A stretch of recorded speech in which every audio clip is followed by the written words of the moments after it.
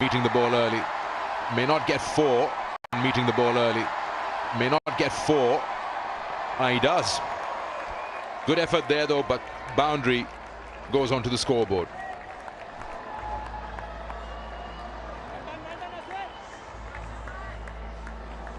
Yeah, he's come down the wicket again. The previous ball he did that. Amir saw him, dug it in. This time he's advanced down the wicket a little bit later. Got a good connection. Good effort from the fielder, Usman Khan.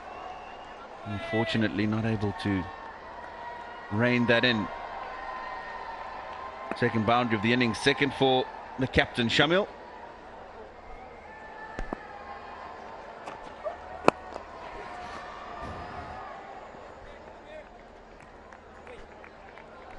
Again, Sikandar looking to go through the onside. Just being early on the ball. Lovely Saturday afternoon in Lahore. Those are the surrounds, of course, of this majestic Gaddafi Stadium. One of the more historic stadiums, of course, in Pakistan cricket. Pleasant afternoon Saturday if you're in and around. Make your way down. Free entry, of course, into this Pakistan Junior League. That's a good ball. Full targeted well, just at the root of off stump. Also the end of 3 overs, 16 for no loss.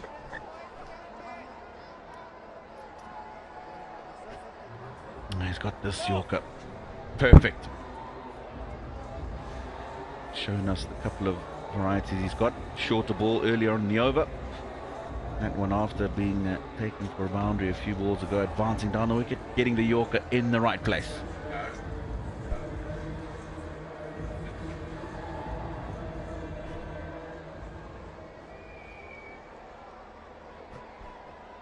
The two teams for the game today, Rawalpindi Raiders and Gwadar Sharks. And now all 6 teams have had their opening game.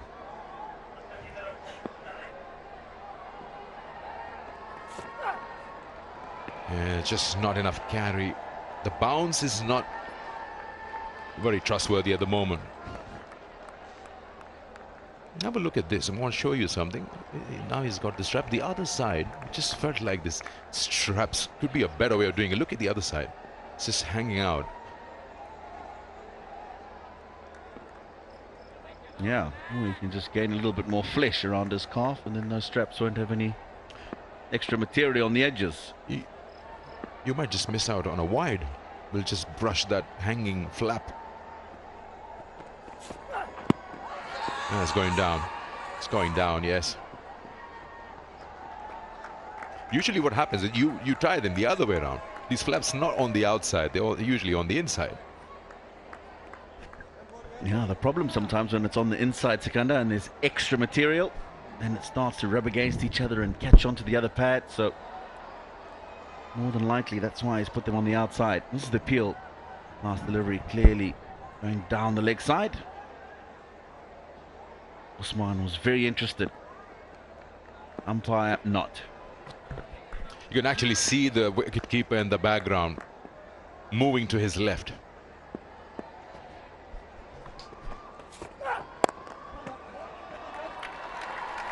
Hasn't got all of it, but still might go to the boundary, and it does.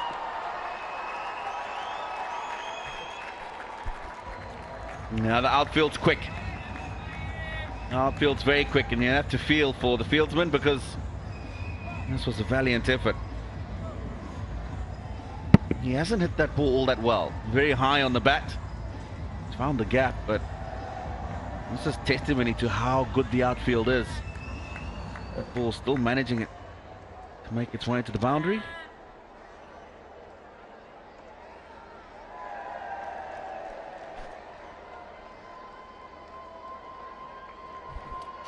Few changes in the field. Fine leg has been brought in and then pushed back deep square leg to the right of your screen. All set now.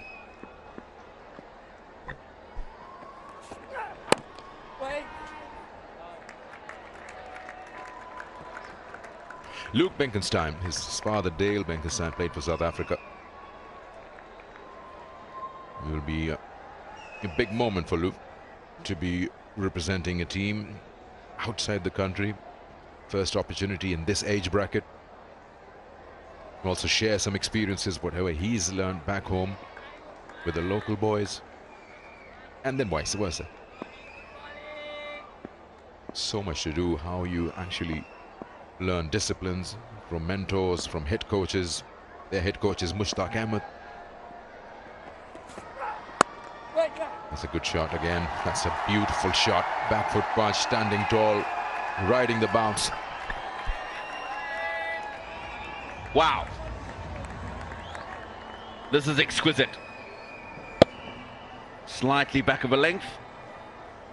And he's had to make sure it's gone through the gap because there's 3 fielders in and around that area. Backward point just in front.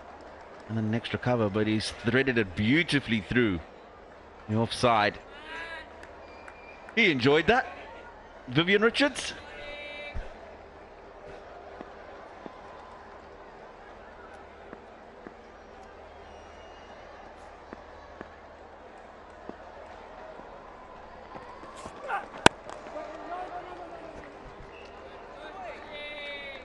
Eight of the over. It's 24 for Nolas.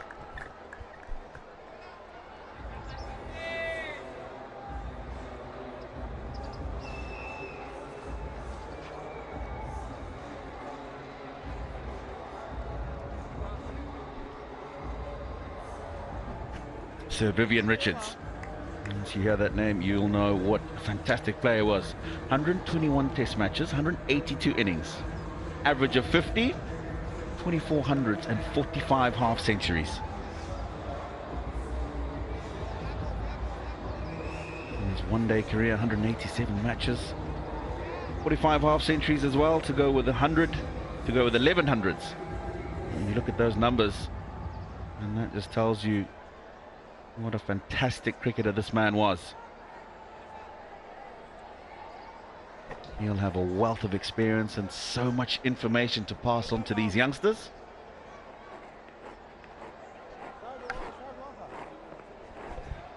You know, that many 50s and 100s, if you add them up, that's probably the career of 3 different players together. I could actually see 3700s in 2 formats. Ala Muhammad Ghazanfar from Afghanistan, so he overseas from there. Off spinner. Is it just a coincidence, or is it actually some vending machine out there in Afghanistan producing spinners? It's got so many of them world-class spinners. We saw a leg spinner yesterday. And got an off spinner right here. And as I said earlier, Mohammad Nabi's son, Isahel, is playing in this match.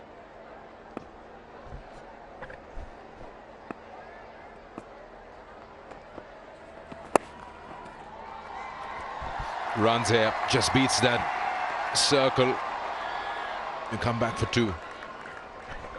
You know what happens, Sikandar, of course, is that when youngsters are sitting and watching their national teams playing and there's somebody who's outstanding, the majority of the time everybody wants to become what they see on TV. You look at their spin bowling department, of course. Wonderful spinners. Oh, yes. An array of them. Rashid Khan, Muhammad Nabi, of late Mujib, Najib as well. So that's what they see as youngsters growing up. And when they see them successful, they want to mold themselves on those kind of cricketers.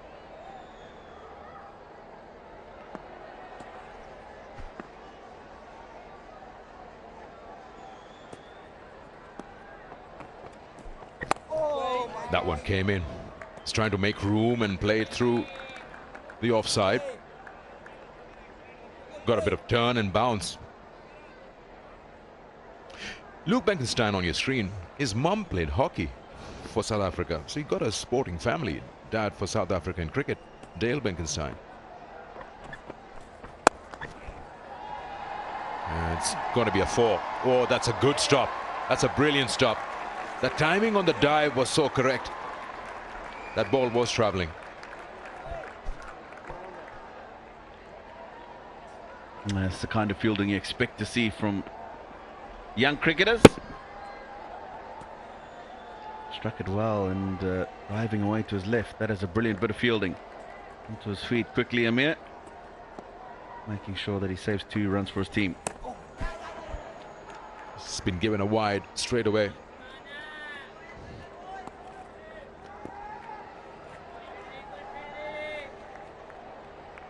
Go, boys.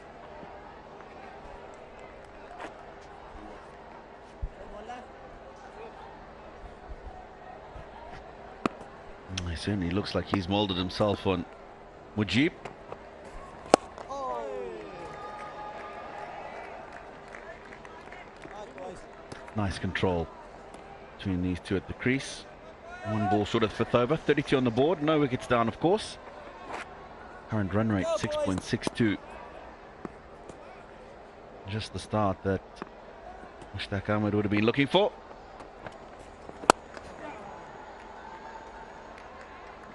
Negotiates that last ball of the 5th over. Down to long on. So 5 overs gone. Gwadar Sharks. 33 for no loss.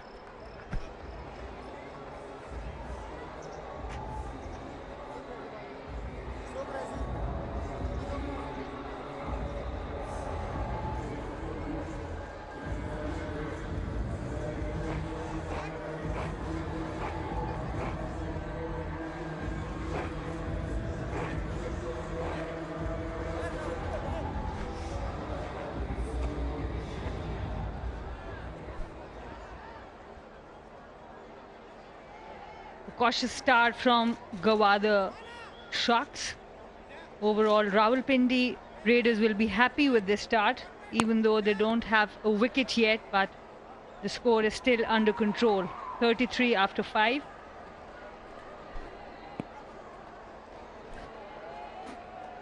Changing bowling there. Afnan has been introduced. Afnan Khan.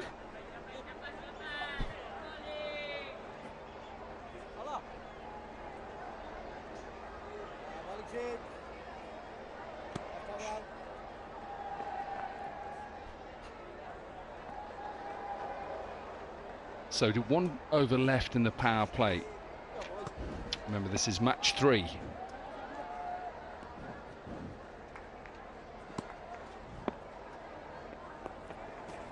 Oh, yes.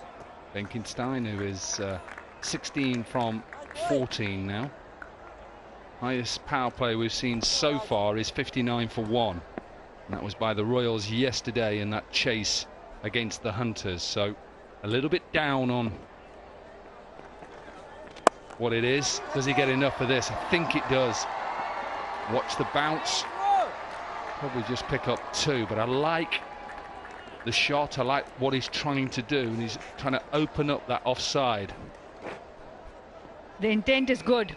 Giving himself room inside out. There's no fielder on the offside in the deep. A couple of runs there.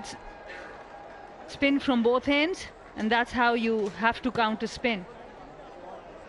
Now, it's the second time the umpires have had to speak to both of these batters about running down the centre, and Dale Benkenstein is saying, look, he's coming down because he's having to use his feet. He's going to run down because look at where he's got to then. Gets an inside edge and pick up 2. And you could see then the way that Benkenstein came down, he came right the way down the middle. He can't help that. Just look at that. He gave himself room, went on the leg side. Now he's trying to come back. But here, the umpire is also right. He has walked a few feet too much. No, this doesn't hold. No, that replay definitely. That was 2 balls, or now 3 balls ago. He definitely ran down the middle, and quite rightly, the umpire was spot on to say to Luke Benkenstein, no, come on.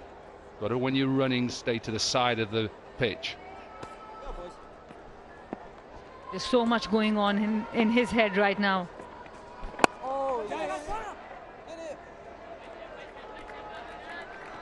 5 runs off 5 deliveries. Overall, Rawalpindi Raiders will still be happy. They don't have a wicket, but the scoring rate is down. The power play is still, I think, more on the Rawalpindi Raiders side. Shamil Hussain, the captain, 15 of 17, and Benkenstein, 21 of 18.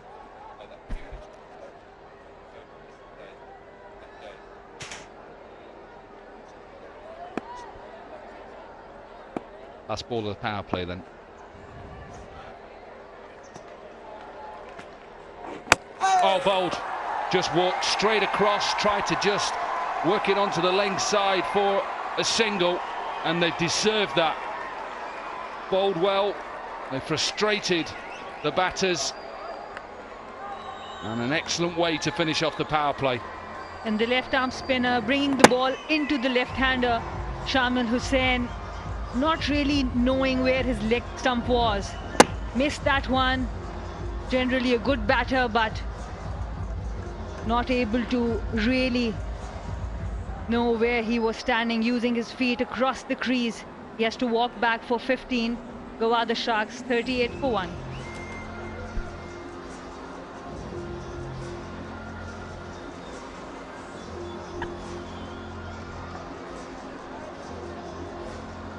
So it is the end of the power play, and you talked about how well the Raiders had bowled, and were a little bit unlucky at times. There's some nice shots as well. This wicket probably a little bit slower than the wicket we've used for game 1 and 2.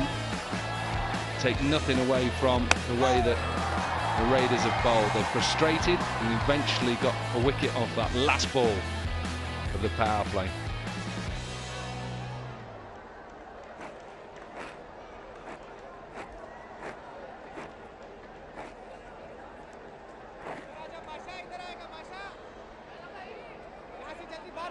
Daniel Ibrahim in at number 3.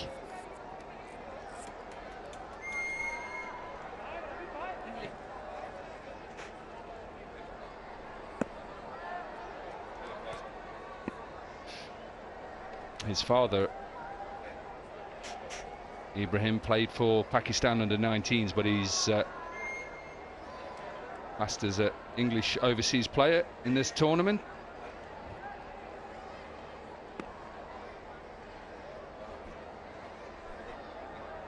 And the moment there's a wicket, we see a slip. That's good. Balled away. This may get in the gap. It's good timing. Similar to his father, Dale Benkenstein, who used the crease really well when he batted. Watch how quick he gets into position and how well he times his ball. You don't ball short to him. We have seen against the fast bowler a back foot punch off cover. This time a back foot punch. And just look at that, how he pierced the gap between long on and mid wicket. With the slip in, it's very important with the new ball for the spinner to bowl full. Oh, full toss. He has got... Not that full. No. He has got long off out, because obviously we're out of the power play now, and so you only have to keep 4 fielders in. This was the end of Shamil. Just walked across, maybe just kept a little bit low, but I think he just went too far across. Yeah, that's the length you're on about. And it just gets a little bit of drift as well. Absolutely, that's the perfect length. And the line can still be off stump or the 4th stump to bring that slip in into the game.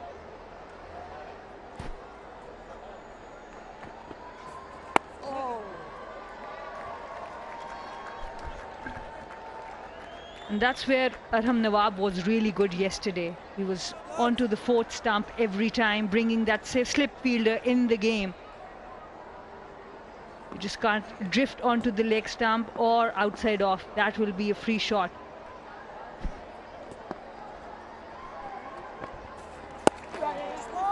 Big gap. A shout of 2. I don't think they'll get it.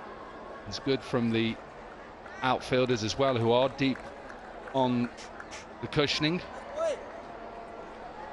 His father, Dale Benkenstein, who played 6 one-day internationals for South Africa, and of course his grandfather, 21 first-class matches. Dale, his father, played a lot in England for a county up in the north, Durham.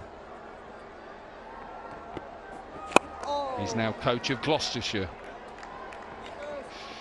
End of another over. 7 overs gone. Gwadar are 46 for 1.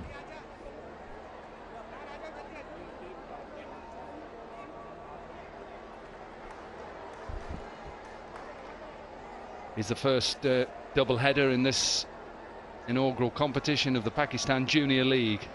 So conditions are a little bit warmer because it's in the day, but there is a breeze. It will just help the players.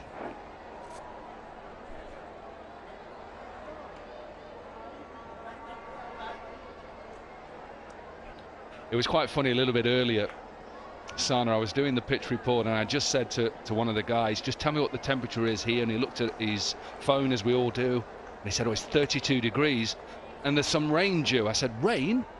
You'd be, seriously, are you thinking it's Manchester? Because it's not raining here. No sign of rain at all. We have a double header and we are to complete the double header. Oh, I knew there was no rain, that's why I didn't use it in my pitch report. It's hot and dry.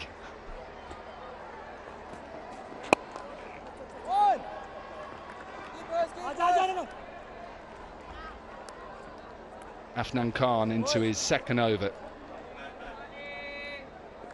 Gwadar Sharks look like a good batting team. They still have Hasib Nazim, who has still not made it to the crease. He's got an average of 96 in domestic. Oh, inside edge. He's had one of them already. Gets a bit of an inside edge, so pick up 2 more runs. Good bowling there. He saw the batter using his feet, adjusted the length, made it a bit shorter. Lucky couple of runs.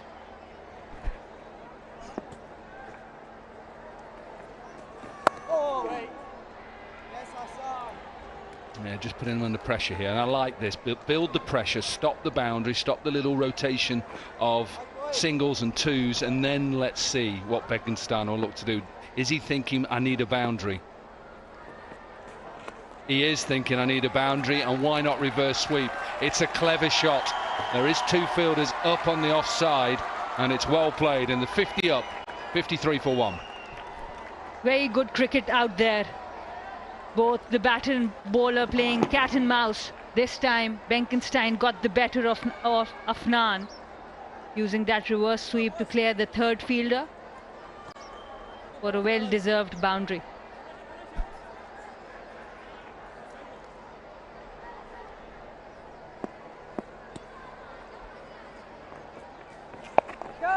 Goes normal sweep. This is going straight to the fielder. Out. Tried to get it a little bit finer. And another wicket. Pressure was building. And it is the end of Bekenstein. And the cat and mouse between Afnan and Bekenstein continues. Wanted to go for another boundary this time. Again, the length was adjusted. He had to play it upish, couldn't keep it low. The fielder was placed right for that shot. A very comfortable catch, and Afnan gets his revenge. Bekenstein has to walk back for 33. Gwadar Sharks 53 for 2.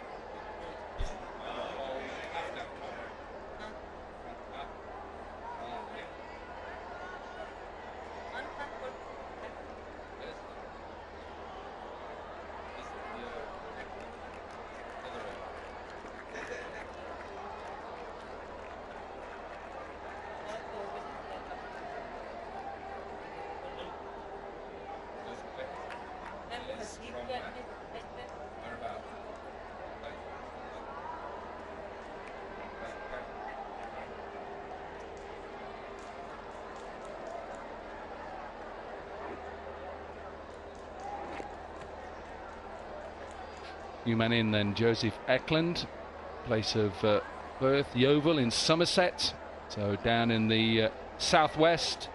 Favourite cricketer Ben Stokes, and a decent favourite sportsman as well. Tiger Woods.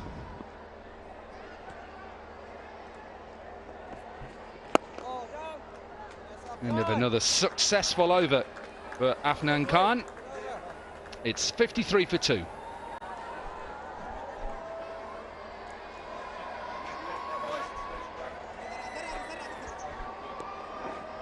And Afnan has been bowling really well. He is following the batter, what he wants to do.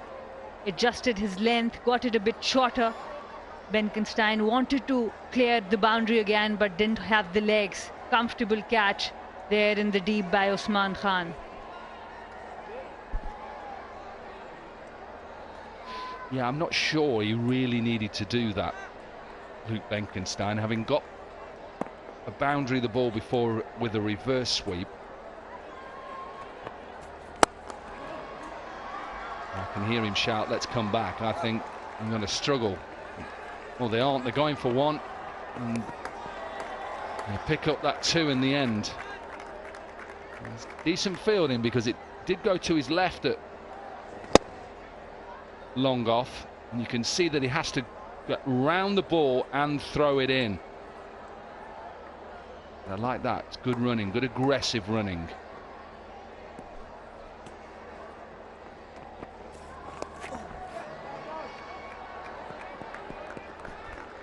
The fielding has been pretty decent by Rawalpindi Raiders.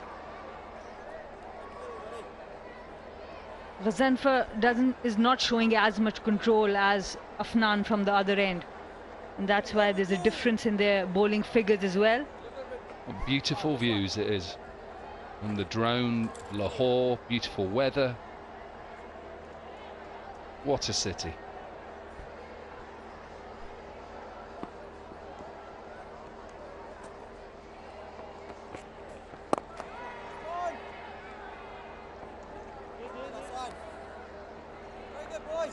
Yeah, and these are the last 2 teams, Sanu, who haven't played yet, so you'd expect them to be a bit nervous. I know our second game of Super Saturday, both teams have played. One has won, one has lost, so you'd expect them just to settle a little bit.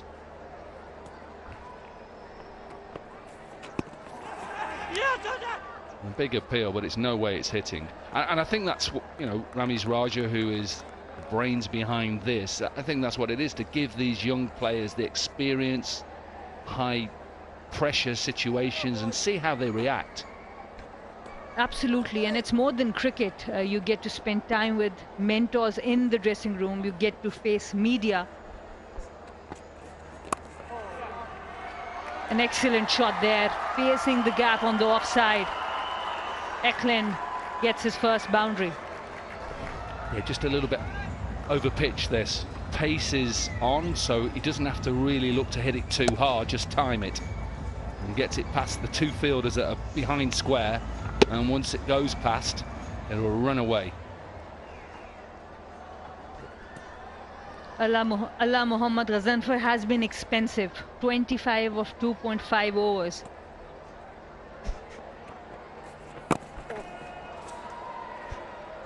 That's a better delivery. End of the over, 9 overs gone, 62 for 2. And this one a little bit fuller and straighter, and couldn't really do a lot of it. Yeah, and you can't really underestimate just how important those mentors and even coaches are. Imagine turning up as a 19-year-old and you've got Viv Richards in your changing room, Mushtaq Ahmed in your changing room, Darren Sammy, Abdul Razak, Shahid Afridi. You know, we can go on and on and on. Colin Munro, Imran Tahir. You know, and the experience that those players have had, not just here in Pakistan, but around the world. It's just invaluable, their knowledge. You know, just look at that. Imagine as a 19-year-old, you've got one of the greats, 2 of the greats, Mushtaq Ahmed, but one of the greats, Viv Richards. Wow. That is just brilliant. I mean, the kind of exposure these young players are getting. And like I said, it's not only about cricket, it's about life, how to face success and defeat. There's so much to learn from these players who have seen all of what cricket has to offer. It just looks like both of them could still play. Mushy was doing some running. He was doing some running, some fitness, and I asked him, are you coming back? Are you playing again? No.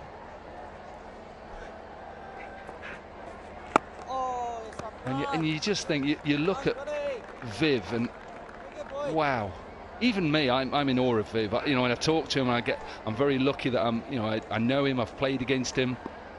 But even turning up now, I just think that's Viv Richards. Absolutely, and the kind of self-belief he has. Good run there. I got to spend some time with him on the World Cup studio, and this is Mushy. Like you said, he's doing his fitness, getting his steps in. Brilliant. He reminded me, he got me out. He had to. I said, "How you doing, Mushy? Do you remember when I got you at LBW?" Yeah, thanks for reminding me. I tell you, if you saw Viv Richards then, he was laughing at Mushy's running. You could just see him just laughing at him. So Vivian Richards. But great to see. I know we showed a graphic of his career as well, which is great. Colin Munro as well. Toby Radford, who is coach as well. I know Toby Radford because he was my England under-19 captain in Australia, and has captained the has coached the West Indies and worked with international players before. So again, it's the knowledge, it's the coaching, it's going to feed all the way down to these younger players. Anyway, we're halfway, 10 overs gone, it's 66 for 2.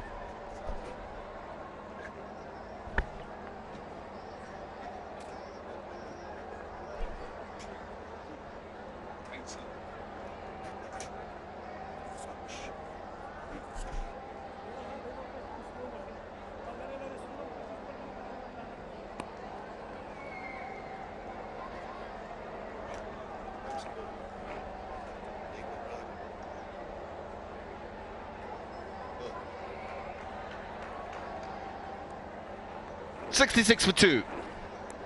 Last 5 overs have brought about a couple of skyscrapers. They've also brought about a couple of wickets. But at the halfway stage, if they can carry on from where they are at the moment, Gwadar Sharks could put up possibly the highest total so far in the competition.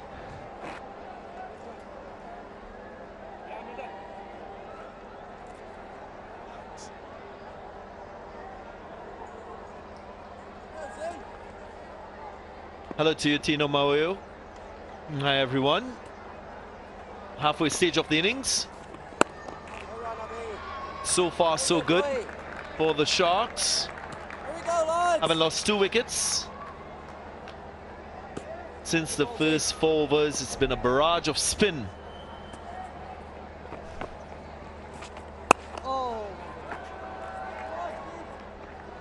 I think after what we saw yesterday in the game, healthy start in that first innings. Power player 53 for 1, and then the spinners came into operation, pulled back the scoring rate and got some wickets. Same thing happened in the run chase, although they ended up winning comfortably by 8 wickets. I think you'll find that teams will very quickly turn to the spinners. These are the 2 wickets that have fallen today. Captain was the first to go, and then Benkenstein, after playing really nicely for us, 33, just 25 balls, hauling out to the boundary.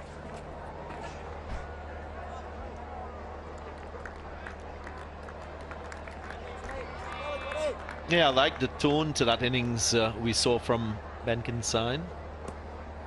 Looked quite busy at the crease, wasn't afraid to play the reverse sweep. Looked good and competent through the offside and the onside. He was well set on 33 before he was dismissed. Looked quite happy playing the pull shot.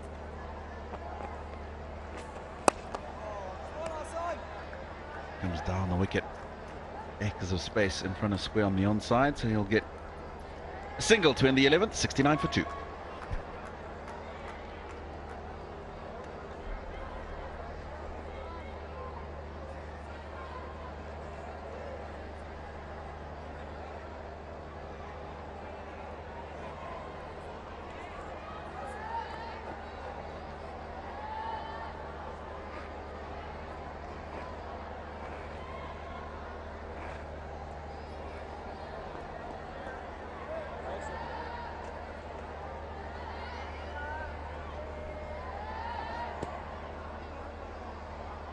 Just 1 wicket in the power play, 1 in the middle phase so far.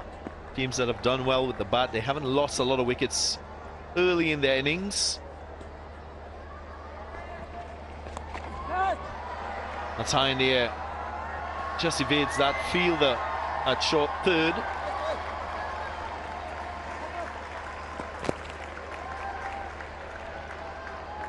And I like the fact that Eklund and Benkenstein were playing that reverse sweep, because it puts a little more pressure on the fielding captain in terms of his field placing. If you can play the reverse shot and the reverse sweep, just have to consider maybe using an additional fielder through the offside. And what that does, it creates more gaps, maybe through the onside. Even the bowler is put under a little more pressure when you're bowling against a batter that can play that reverse sweep. Good shot to have in white ball cricket. Down. Yes, up, down.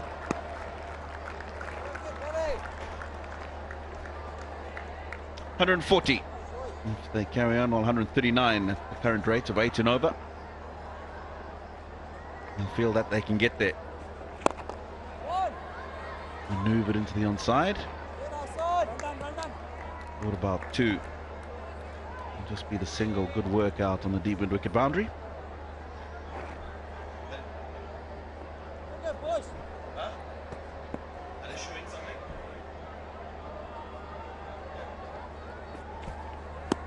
Stumped. Little bit of turn away from the right-hander. It's a different pitch, and there's just a slight bit of assistance for the spinners.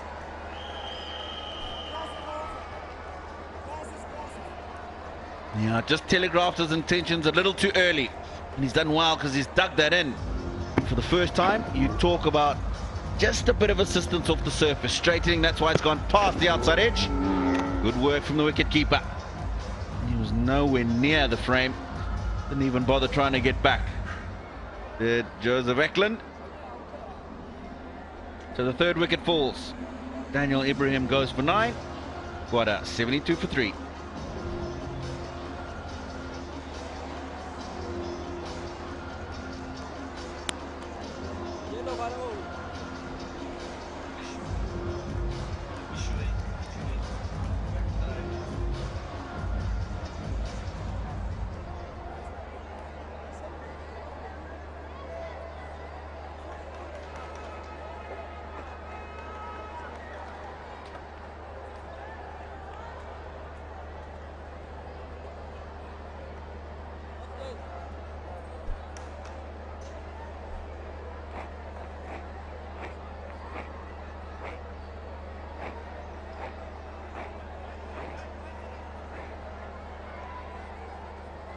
New batter, Arafat Minhas.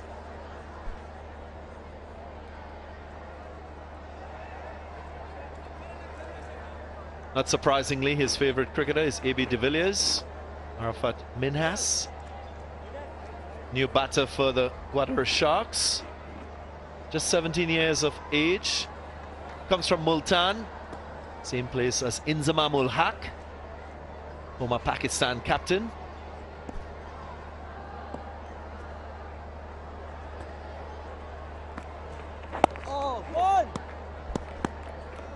Already 3 wickets for Afnan, 3 for 19. He's been superb with the ball.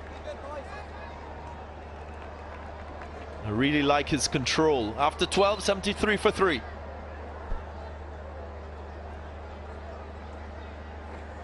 Yeah, that's the last of his 3 wickets. That's very well bowled.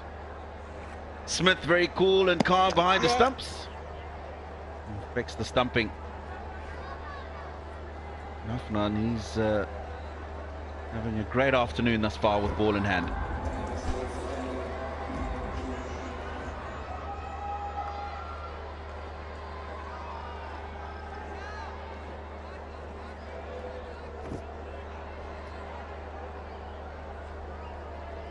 Eklund and Minhas, they have a repair job to do.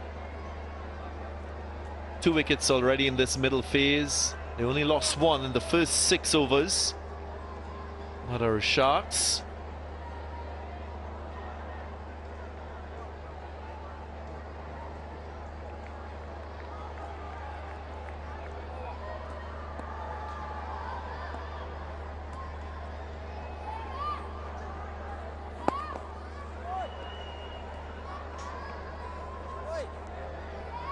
Quite a few sponsors in this Pakistan Junior League.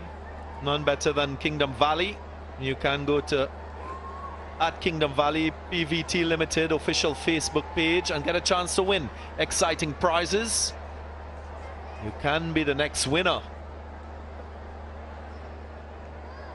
Just like my co-commentator Tino Mawayo. Definite winner. Nice use of the feet. Again, it's something we haven't seen, Tino, in this tournament. Players willing to advance, get to the pitch of the ball. Of course, you want to play the percentage as well, manage risk, so hit with the turn.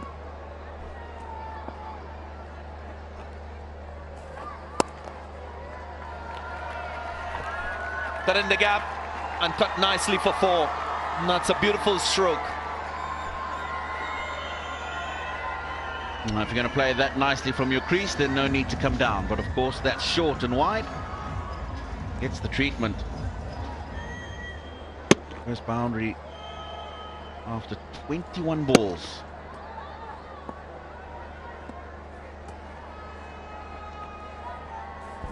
Oh, come on!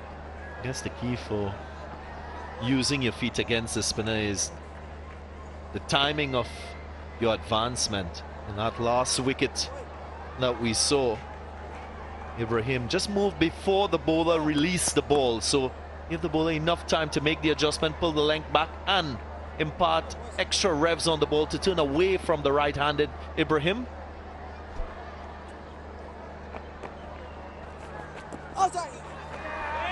Looking out. Review straight away from Eklund.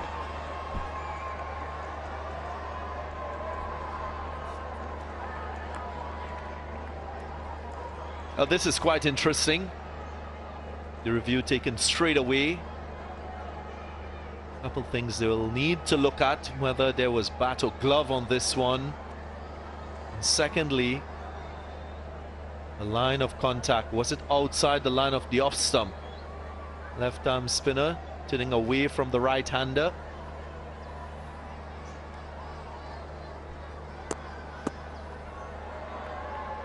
Appears to be a bit of glove.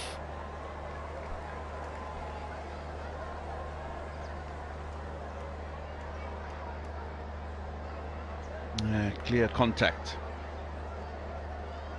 with the top hand glove and then ricocheting onto the pad, so it should be a reversal of the decision that was given on field.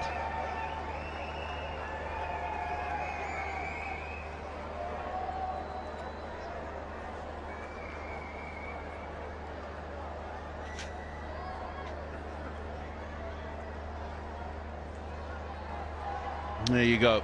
Walid Yaqub has to change his original decision.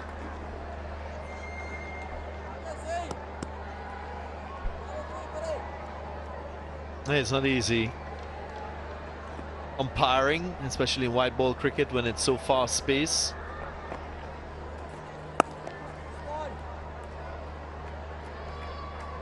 So right decision in the end, importantly. End of the 13th, 81 for 3.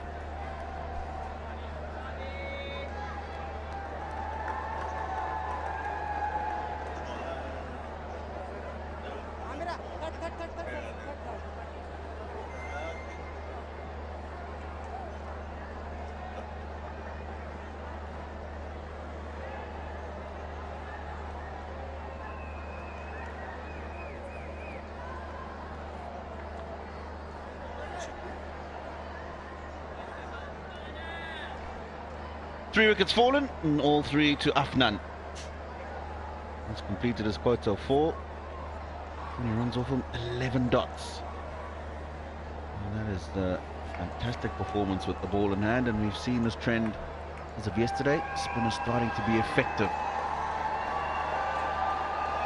And captains opting to go with them as soon as they can after the power play is completed. 81 for 3, 7 over to go in the innings. Nathan Noble will get them to 137. It'll eclipse the highest first innings total in the competition so far by 6 runs. And the way the run chasers have gone, it'll be pretty interesting to see if that'll be enough.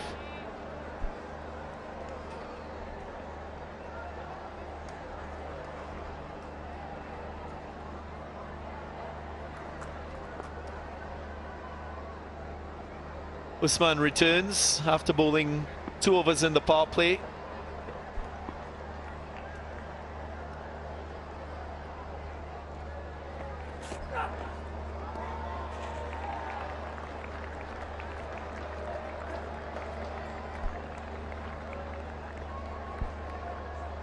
The official smartphone partner of Pakistan Junior League 2022, Decode. You can visit Decode social media pages and win fabulous prizes.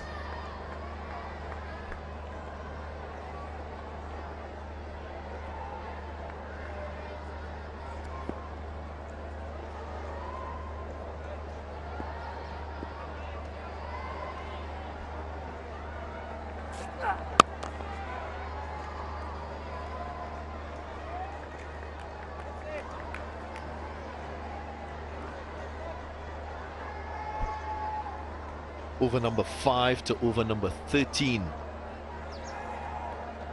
Cluttered with spinners. Now a return of a seamer. You like this approach, Tino?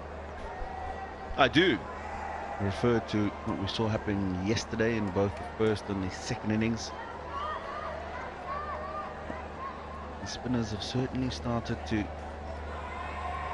cause a few problems for the batters.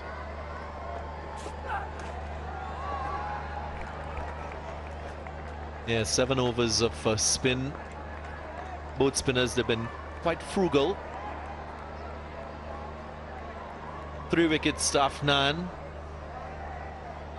Just slowing that tempo to the innings after a solid start. 38. That is what the opening partnership produced.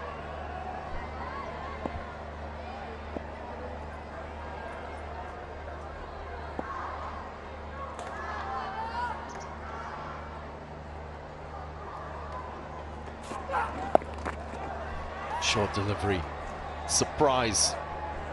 Minhas. Luckily for him, fell short of the fielder in that deep fine leg position.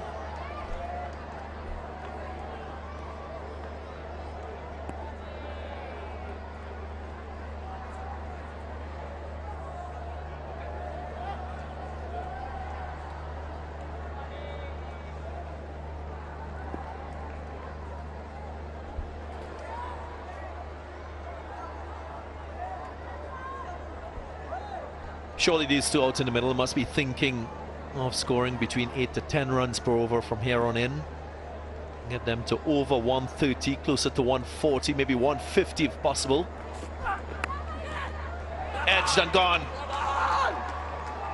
So the plan has worked. The return of a seamer, that of Usman, has brought another wicket and further trouble now for the Sharks. You could see this happening.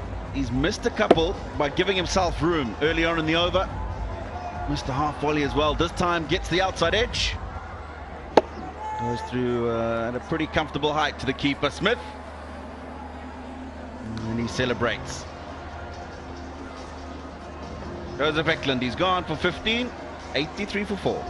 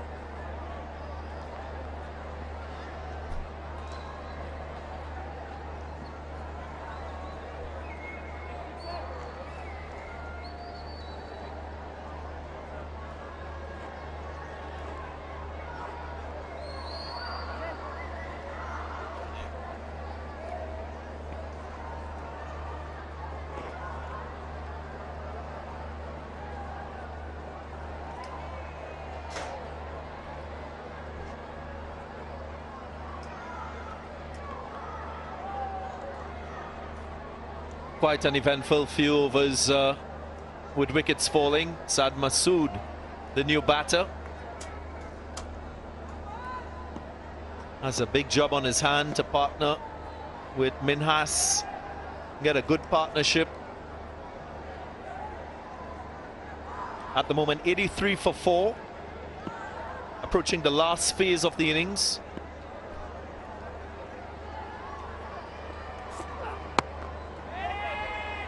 And they're behind that target that they would have set themselves. End of the 14th, a successful one for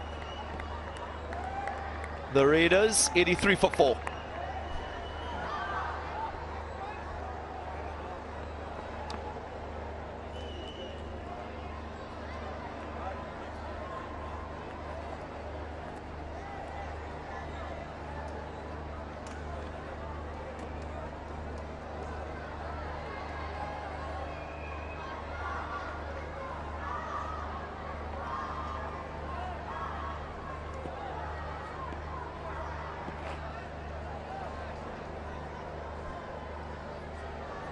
Raiders doing a good job with the ball. They've contained the Sharks' batting lineup. Benkenstein looked like he was well set for bigger things. He was dismissed for 33.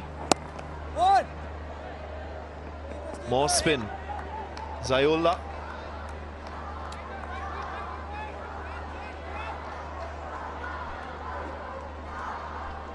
Spinner has been successful today. First wicket that fell to the Seamers was that last one. Just giving himself a bit of room, Joseph Eklund. At the outside edge, looking to take advantage of the spaces in the offside field. He enjoyed that. Been a tough going for the Seamers on these surfaces.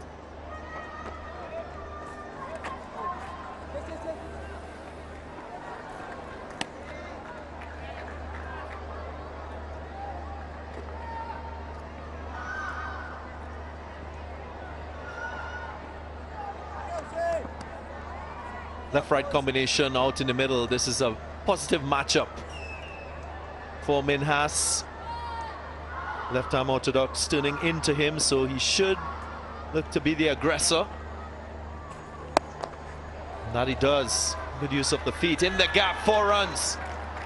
And that's brilliant thinking by the left-hander. Now ball turning into him.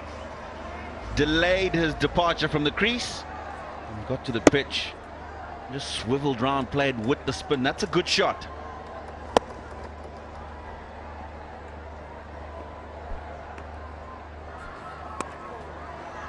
And then cut away offside, anticipating that the bowler will pull his length back. He stood deep in his crease and the placement was perfect. Back-to-back boundaries. It's well played, and you can see deliberately waiting for the ball to get past him and just rolled the wrist over the top of the ball, ensuring it went between that third man and the backward point. Crucial boundaries. 93 for 4 now. 10 off the over. Still a couple of balls to go. Just maneuvering themselves into position where they can really let loose in those last 5 overs.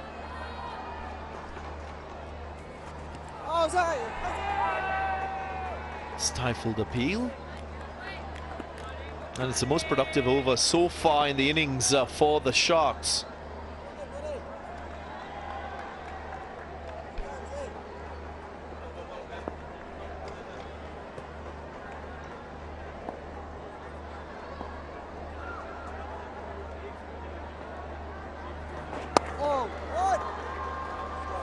And the single worked onside. Good going. 11 from the over after 15, 94 for 4.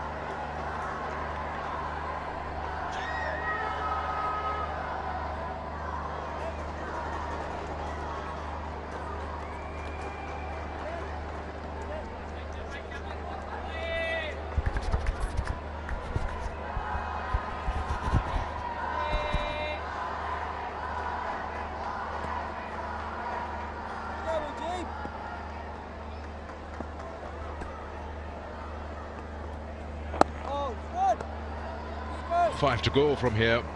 You probably want to press the accelerator. Try to get somewhere around 150. That would be a safe zone. Probably you'd like to think that.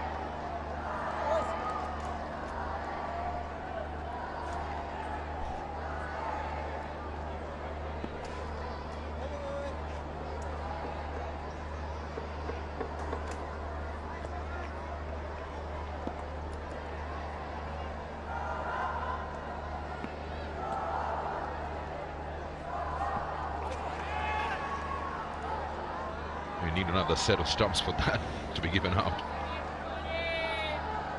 Osaka Juniors Kajunoon. Go to the Osaka Batteries Facebook page, like the page and answer a simple question from Osaka Juniors Kajunoon contest and get a chance to win exciting prizes. Lots of opportunities for the viewers. One. Lead. Wait.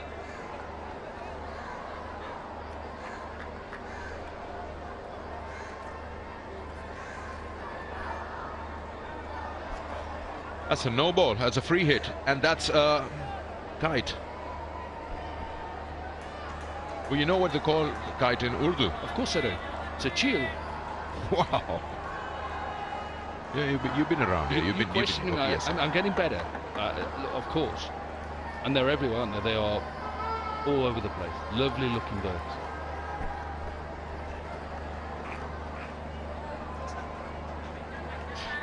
So he's got a free hit. Can you make that chill fly off that flagpole? Hit it right there. New gloves as well, so better grip. He's gone big. Will he clear the field? Yes, he does. Maximum achieved out of that. No ball, first 6 of the game. Yeah, 70 meters as well. This is one of the biggest boundaries we've had in the competition so far because we're on pitch 3, so we're right in the middle, and it is a free hit. There was a deep mid-wicket out there, but it just goes all the way.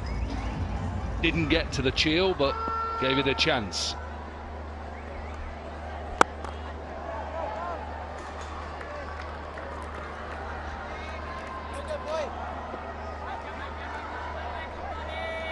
Just notice most of the sides who have batted first, they've started off so well in the power plays, but then they lose their way between 7 and 15.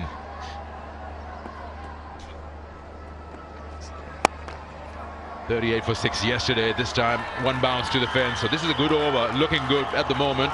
A maximum and a boundary. Oh, we've been on commentary quite a few times at this stage between the 15th and the 21st, and sides have already lost that momentum, and they're really trying to get themselves to that 130, 140 mark. They're ahead now of where we've been in the last couple of games. 108 for 4. 150 is on the cards.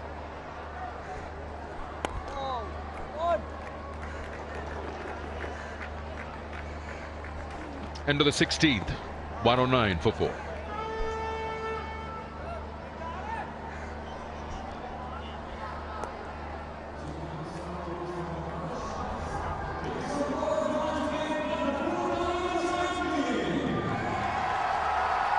You're talking about that middle period. Look at that middle period between over 7 and 15. 56 for 3 today. You talked about yesterday's game. The Hunters 38 for 6 was the undoing of that team. And they did well. They were 52 for 1 in the power play, and then they were nowhere after that. Gwadar, the Sharks have got their platform set. 6 wickets in hand, 4 overs to go.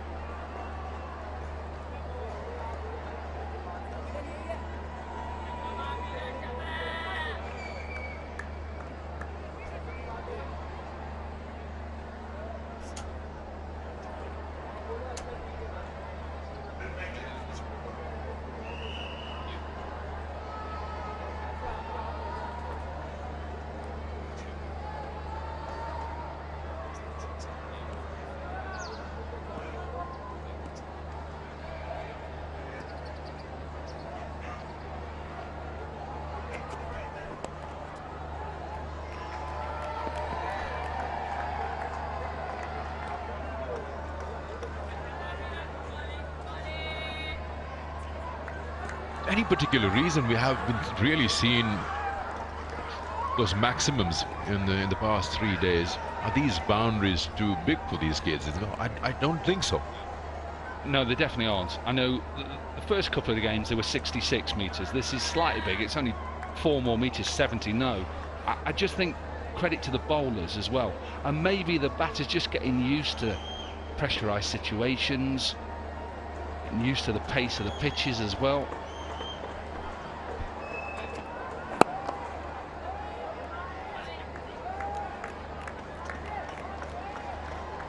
And some of them would have played here in domestic cricket, but also for Pakistan under-19s, but overseas players know. So just I think getting used to it. These are the last 2 teams that obviously haven't played. So second game is teams that have played, one that's won, one that's lost. So you'd expect them probably to get used to conditions and the bounce and the pace and how big the boundaries are.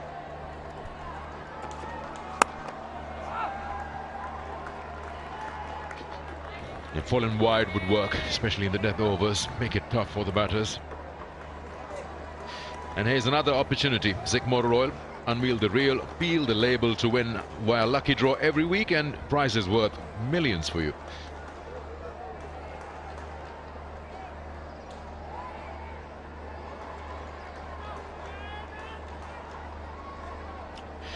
This is how times have changed now, how the lengths change depending on which part of the innings you're bowling in.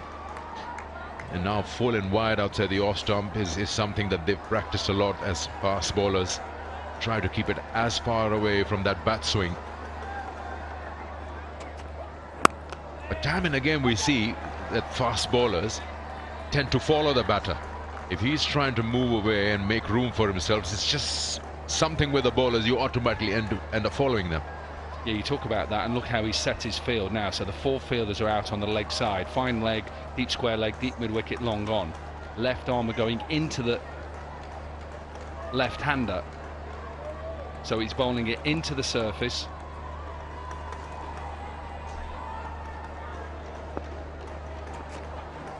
Yeah, I like that. So into the surface. So he's protecting and he's bowling to his field now. So as a captain, that makes it simpler. Set the field, bowl to it. Don't try and get too funky in those last 5 overs. Look at the position the team are in. We're in a decent position here, okay. The opposition 113 for 4. They may get to that 150. But as a bowler, you just do the simple things. Are we going into the surface? Are we taking pace off? Are we going Yorkers? They are the 3 options. A little bit different for the right-hander. So there's a mid-wicket in place now. So 4 fielders on the offside. Yeah, he's hit that in the air, but it'll land safe. Easy 2 there. Yeah, get your point ball into the pitch, make it tougher for the batters. And need to use more force to clear the boundary. Take the pace off. 17 gone. 115 for 4. Yeah, that's surprising because of the way he's just bowled there, that mid-wicket was up in the circle. He's kept his 3rd in place, maybe so he can go across. So whether that was just not the right length, it gave him the option just to pull it. Sharks are looking for them higher boxes. They want Manhattans to keep going higher and higher. Yeah, it will all be a testing phase. Even the captain, it probably hasn't really seen all of his bowlers in a match. Otherwise, if you are very much familiar with your bowler, you know what he's going to bowl in the death overs. You set the field accordingly. You know what his strengths are. It's important that the captain and the bowler are on the same page in terms of what they want to do when an over is being bowled. But time and again, bowlers start having a mind of their own, don't they? You get hit for a big shot, and then you start trying things. Oh yeah, us bowlers always, we overthink things, we analyse it deeper instead of sticking to what the plan is. A batter is allowed to hit you out the park, even your best ball. But have another option and then go to that second option. Don't go to plan D before you've done B and C. He's hit it a little wide of that long on. He still gets only 1. Bowling a change, a new bowler. at this stage of the game. Mughal.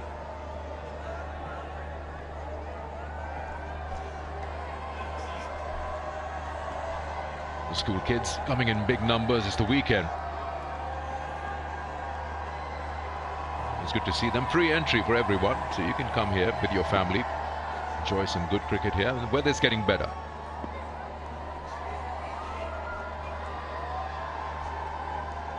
Third man was being brought in, but then it's pushed back. The head coach and the mentor for Gwadar Sharks, and the captain. Slower one.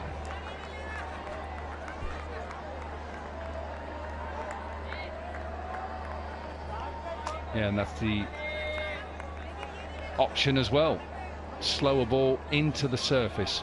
Now he just goes down the side of the ball. So for any young boy or girl out there trying to learn how to bowl a slower ball, just look how the two fingers go down the side of the ball. So he actually is trying to bowl an off spinner.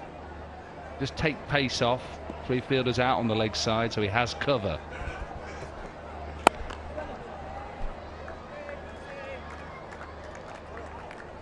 Yeah, they keep working on these things, these variations, and it's important that if you can manage to change the grip at the last moment just before delivering the ball. Otherwise, a good batter would actually sight that if you have a particular way of holding the ball when you're trying to bowl a slower one, and that can mess up the plans. But yeah, arm speed remains the same. That's the way to deceive them. That's the best way. The toughest one would be the back of the hand, to land it in the right areas.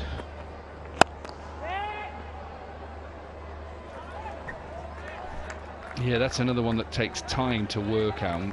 It's like trying to, as it comes out the back, trying to stop the batter getting that regular pace, and that takes time for it to work. And these young bowlers, they can then produce that in a couple of years. All of a sudden then you've got some bowler who can bowl right at the end, the death, as we call it, the final 5 overs. It just reminds me, not so long ago, we'll come back to that. Let's have a look at another opportunity for the people who are watching the game. Visit Inverix Solar Energy social media pages and get a chance to win exciting prizes. Then that knuckleball, medium paces. Ravi Bopara had mastered that. The PSL really worked for him. Absolutely no pace whatsoever, but it takes some practice to push the ball in that direction towards the batter. Yeah, he read that. That slow one didn't work. Has gone for a maximum at mid-wicket region, completing 18 overs, 123 for 4. Look at the master there, look at him. He liked that shot. Viv Richards was up off his feet then. Again, you cannot become predictable as a bowler. You can't just bowl 6 slower balls, because that's what batters do. Stand tall, head still, and hit it out the ground. Absolutely. Enjoy the moment. Remember, wherever you are in Lahore, come down. It's free. Come and watch some talented cricketers. And come and see some legends as well. Shahid Afridi, Viv Richards, Mushtaq Ahmed, Abdul Razak, they're all here. Imran Tahir. You can get a selfie with Sanamir. Absolutely, of course you would. Yeah.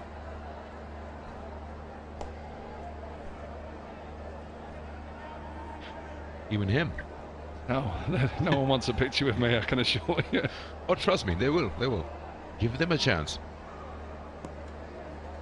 Lots of kids out here. I'm always wondering, school uniforms, wearing ties. Did you have a tie in your school uniform at that age? Hit it straight. That's the safest zone. You never find fielders there. Yeah, this one is in the slot. So pace on. And good from Masood that he just stays deep in his crease. Look at the lengths. Right in that slot. And just holds the position.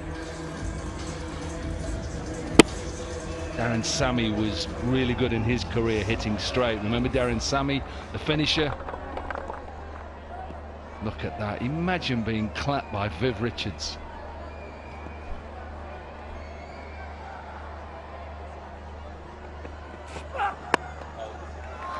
He earned himself a boundary there. Just slicing that over backward point. Using the pace. He's doing well here to get a good score on the board. Look at his front leg. So he's getting his front leg out of the way. So even that nearly is the perfect Yorker. But he uses the pace. And he uses his wrists as well, doesn't he? And slices it away. Yeah, there's not a lot. Sometimes as a bowler, you've just got to accept. You are allowed to play good shots. Right, what are your plan now? What are you thinking in your head? Top of your mark. Take pace off. I think that would be a good call. Got spread out field on the onside. There you go. Around the square leg area, pushing hard in the first. With that single, this partnership now goes to 49 of just 29. And again, we talked about getting to 150 as well. So they're on target for that.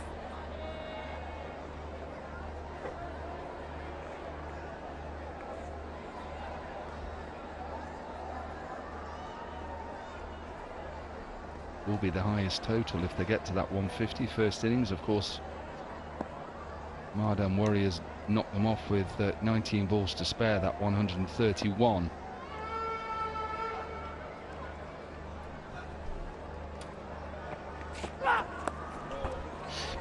Scout protection there. The ball wasn't really targeted well. This over has already got them 10 runs with 2 balls to go. 50 partnership of 30 deliveries between Minhas and Masood. They've done well. Important part is the 50s coming in those 5 overs, 30 deliveries. And really, first time we've seen a team batting first, taking that momentum deep in the innings, and now trying to finish it off in these last 8 balls. Can they get 17 runs in these last 8 balls and get that 150 up?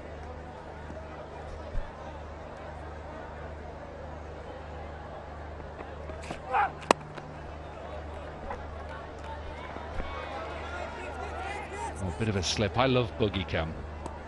Just that view from behind where it just goes round. I love it. Well, I'll tell you a story. Not so long ago, we were having Australia here, and that buggy cam was moving somewhere around Cow Corner. Smith was batting and he suddenly pulled away. He says it's in my peripheral vision. Batters, how can he see that? Look at it. Great to see. Look at this. Brilliant. Love it. Favourite angle.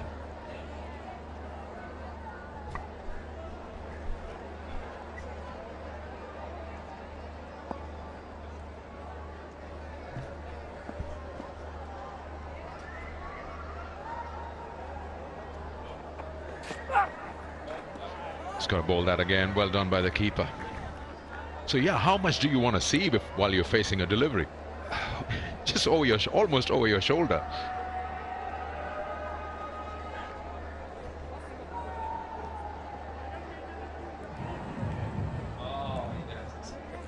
Great. That is a great angle as well, because you can see the batter who stays still, head still, and gets all that connection. Good position.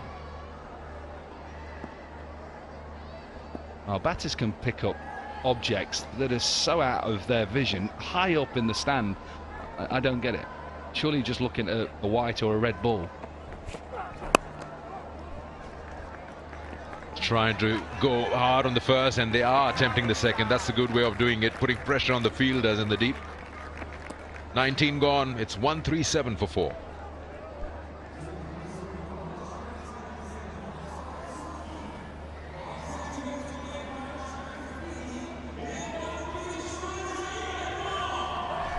It's also to do probably with the moving object. So if you're in the batter's vision but you're not moving, you're fine. So if you want to, as a bowler, have a long on or long off pretty straight, he's got to stay still. I guess as long as he's not moving, the batters are fine. So the buggy cam should have been parked. Yeah. And we've just seen a couple more cameras, and I don't know sometimes how they do it. How they concentrate and how they pick up the ball and how they work it out and where it's going. so talented. Seriously, all day long in hot weather. Not an easy job. You always wonder, how do they catch that golf ball? Absolutely, golf and cricket, I think they're hard because you're anticipating where it goes. There's Tex. I think he's one of the slips cameras, so he's down below looking, and he will be now. He'll be looking from behind, and super slows, and it's just such a tough job in hot weather to concentrate and know where it's going. And they're always live. That's what they've got to remember. Their camera could always be live.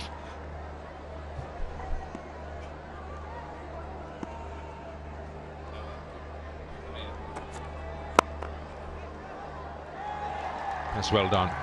Really well done. He's surely saved an extra run there. Oh, is he gone? He's actually caught that. Wow, it all happened so quickly. I thought he fielded that on the bounce. Well, we've got another wicket falling. That's some effort by the fielder in the cover. Absolutely. Again, look, he tried to use his wrists, tried to get it past extra cover, but all he did was pick out extra cover. Amir Hassan with his first wicket. Saad Masood goes to 22. 137 for 5.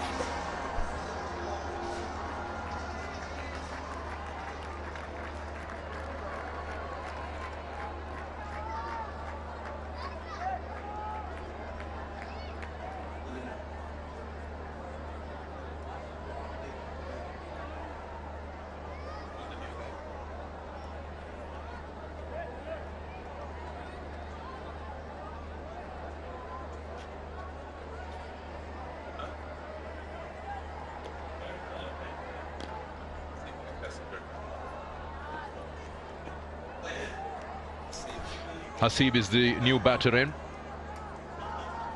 wearing jersey 29. He'll be on strike.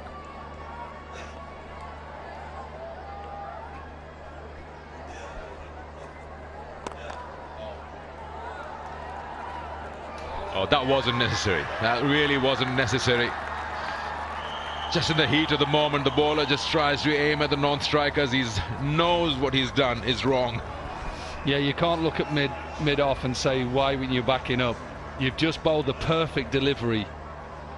You've stopped the new batter coming in from getting off strike. It's come straight back to you. And this comes with experience, of course. Got to wicket the ball before. Look, he takes it. Of course he'll be out, but is it worth it? Is that worth it? And at times as a bowler, the captain will tell you, look, just be happy with that dot delivery. Shot, call is for 2, and that will get 4. He hit that very, very hard. And then amazing, because he got off the mark with those overthrows with 4, it gave him a little bit of confidence. This one into the surface, cut away. Back-to-back boundaries, and they're closing in on 150 as well.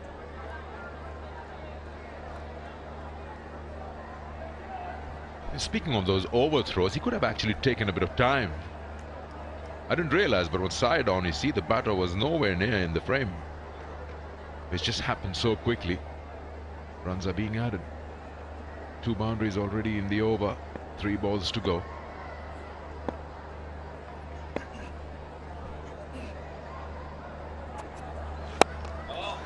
That looks like a good shot. He's just cleared backward point. 2 more added to the total. Yeah, what a little cameo this is as well. 10 from 3 deliveries.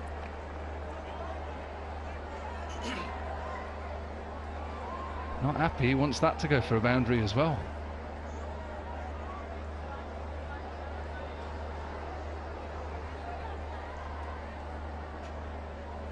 Favourite cricketer, Jason Roy, wants to hit Mitchell Stark.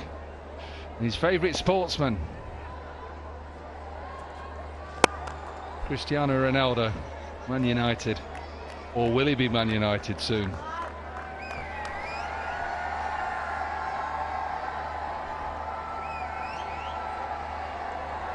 It's It's not a bad total from what we've seen in the 2 games that have been played. They will surely challenge the Raiders, who will come out to chase this. Now, I guess their captain, Sharks captain, said that we are aiming at 140, 145. That should be a good enough score with our bowling attack, which we are yet to see. Minhas is on strike. He's got 38 of 23. Can he pack a punch, get a boundary in and cross that 150 mark? Third man, fine leg inside the circle.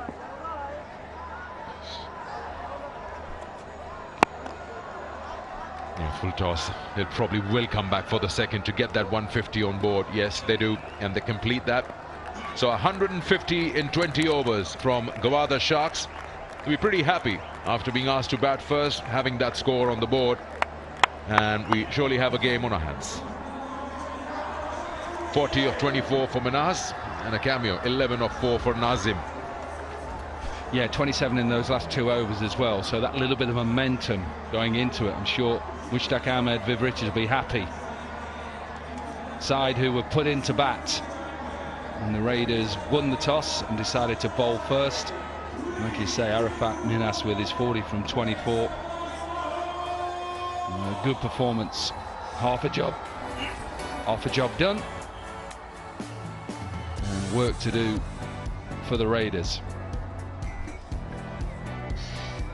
They would be happy as well, because the captain said 135, 140, somewhere around that. So they get a good power play in, they'll be in the chase. Have a look at what Gwadar Sharks did today. Shamil, the captain, along with Benkenstein, opened it, and they got a good start. Fairly good start. Just around 38 in the power play. And then down the order, Minhas getting 40 of 24, 22 of 16 from Masood, doing the finishing job, getting the total to 150 for 5. The big partnership right there, the opening one, 38. And then down the order, Minhas and Masood putting valuable 54 of 34. Getting the total to 150. Well, for the bowlers, it was all about the Khans. Amir and Usman with that Afnan with 3 for 20. It's good bowling performance, and the Raiders will go in feeling very confident. Time for us to head down to the birthday girl, Roha, and she will talk to one of the players.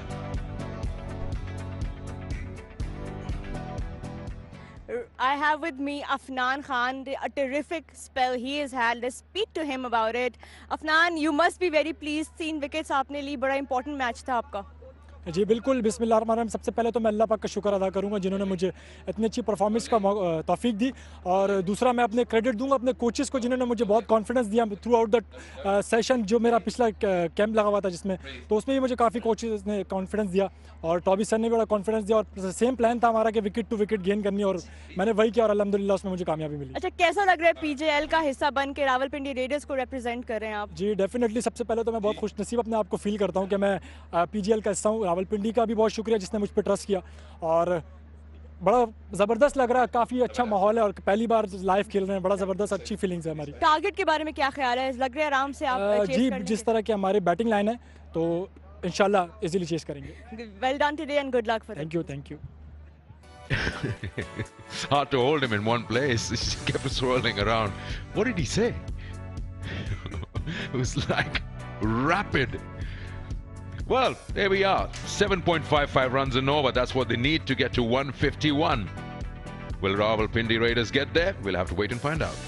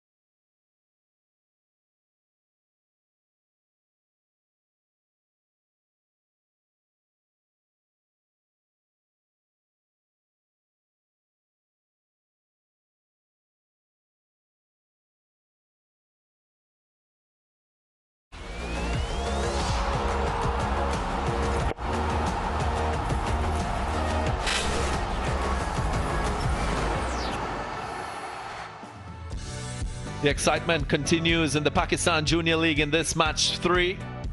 Gwadar Sharks been sent into bat, got to 150 for 5 thanks mainly to 33 from Benkenstein and an unbeaten 40 from Minhas. Really took control of the innings. If you missed the action, both openers, Shamil and Benkenstein, they put on 38. Playing some fine strokes, this one through cover. Benkenstein was good to pounce on the short deliveries, offside, onside. And as the spinner came on, that is when wickets started to tumble. Benkenstein continued his good form. He was really strong on the back foot. Got some innovations there as well. But Afnan Khan, he was the pick of the bowlers. Got the big wicket of Benkenstein and then got another couple of wickets for his team. Just look at that, excellent stumping by Kai Smith. Afnan Khan continued his good form. Gazanfar was a bit expensive, but the wickets kept tumbling, and until at the end it was Arafat Minhas with Saad Masood, that 54-run partnership. That was the key for them to take them to 150. They scored at just over 11 runs per over in the last 5 overs, when I'm sure the Raiders felt they could shoot the Sharks out for a lot less. Well, the Sharks had other plans. Some fine hitting from Minhas. Looked really good and in control, both himself and Masood. You mentioned that 54. Really putting the icing on the cake, so to speak, at the end of the innings. That is when the partnership was broken. Masood had to depart for 22. And by that time, the damage was already done. Look at the bowlers again. The spin of Afnan was the pick of the bowlers. 3 for 20 with an economy of 5. He showed good control. He got some turn from the surface. And the seamers, after going wicketless in the first 4 overs, they came back and they picked up a couple wickets.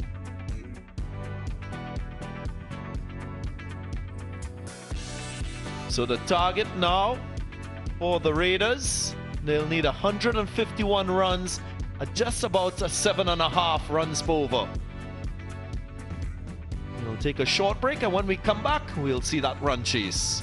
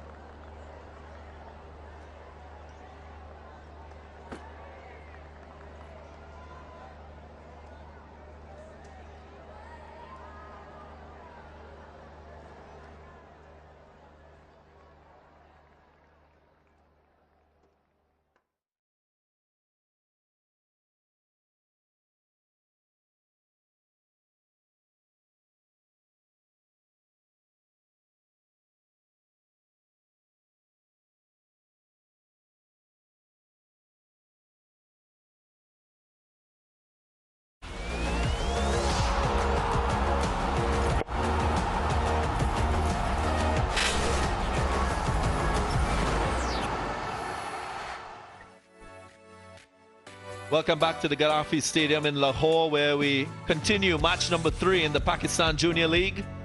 It's the Rawalpindi Raiders up against the Gwadar Sharks. A reminder that the Sharks batted first, got to 150, and now the run chase. Habibullah, one of the 2 opening batters, captain of this Raiders team, with a big task on hand. Highest chase it will be in the tournament so far. We saw 131 made by the Giants batting first, then 113 by the Hyderabad Hunters batting first. Ali Ishaq, the next opening batter for this Raiders team. And he has got a very healthy average, 105 runs with a strike rate of 116. So these 2 batters will definitely have to give a very good start to the Rawalpindi Raiders.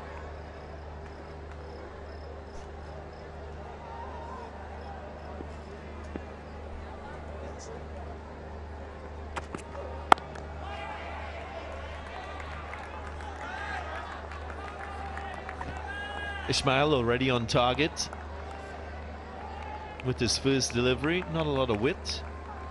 Haven't seen a lot of swing. Of course, this is one of 2 matches today. First day game in this Pakistan Junior League.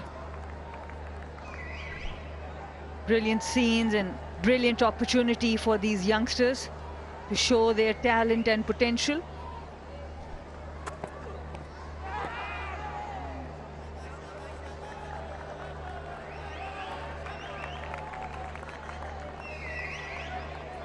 It's good to see positive captaincy. The spinners are, the slip is there, and we have got another match also today where Gujranwala Giants will take on the Bhawarpur Royals. Giants still not off the board. They still have to win the game, and Royals have got a very comfortable win yesterday. Mayor Giants lost that first match against the Warriors. Lost by 8 wickets. They will want to rebound.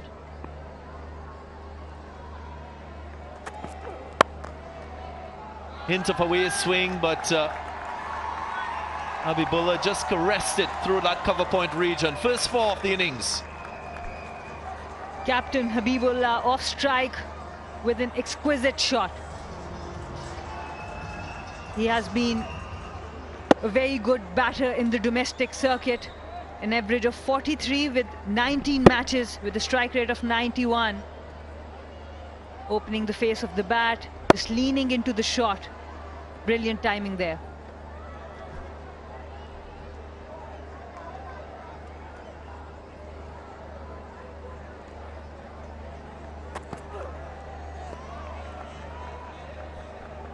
Well, a few things these 2 batters will need to take into consideration. One, the fact that there is a little bit of purchase and turn for the spinners on this surface.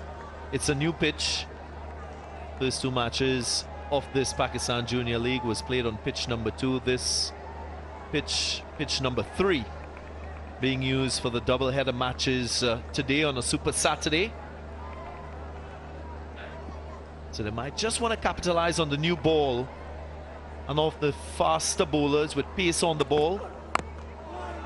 Usually it's a lot easier to time the ball when there's pace on. Yes, you're right. Apart from Ghazanfar, the spinner who got away with a lot of bad deliveries, he gave away 40 runs. It was against the seamers that Gwadar Sharks were able to accelerate at the end.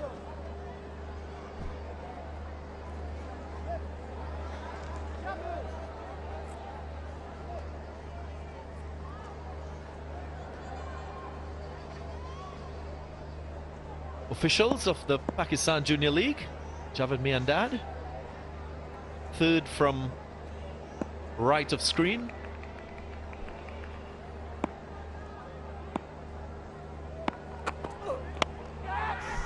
Edged just past the fielder in that slip cordon. Ali Ishaq off the mark with the boundary as well. Not the one he would have liked. But yet again, it's 4 runs for the team, for him. Playing away from his body, got lucky that it didn't go to the first slip. Boundary to finish the over after 1, 9 for naught.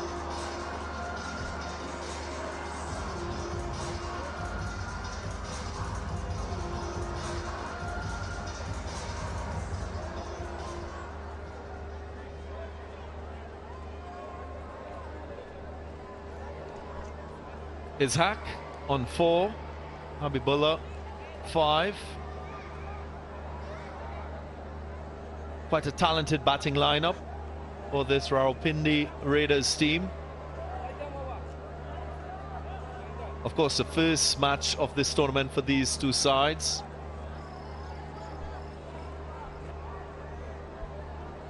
And the bulk of the runs will have to come from these two openers because they look more experienced in terms of the number of matches they have played. Mohammad Shoaib from Gwadar Sharks will take the new ball alongside Mohammad Ismail.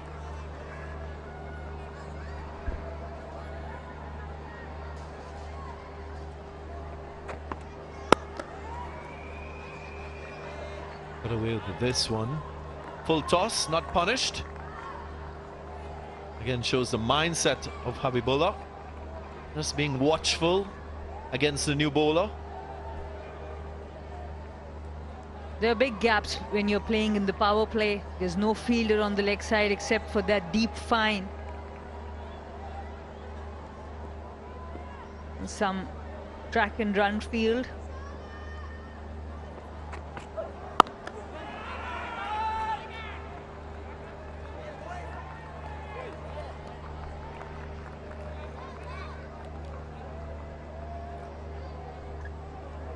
Hive of sporting activities here in Lahore. Punjab Stadium, just opposite the Gaddafi Stadium here.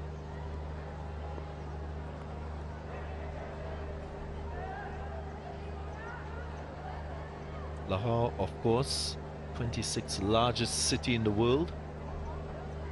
Capital city to the province of Punjab.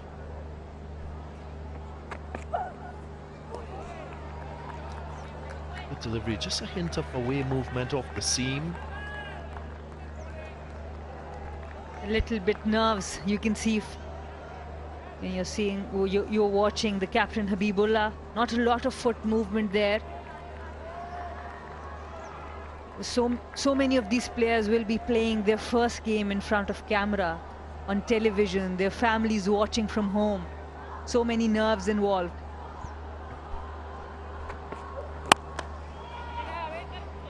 Gets it through. Didn't time it all that well. It'll just be pulled back. Umpires may just want to check to ensure that it was a clean save. Mohammad Shoaib erring with the length, it was too full. And then the fielders, they were both running, one sliding. And I think he's did all right. Saved 1 run for the team, definitely.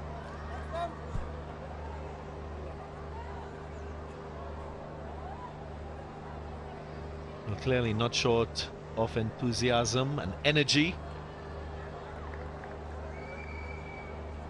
And that is exactly what we've seen in the previous 2 matches. Players very excited to be a part of this Pakistan Junior League, and so they should be. Wonderful opportunity for all players. Absolutely, they are throwing themselves around, giving their best.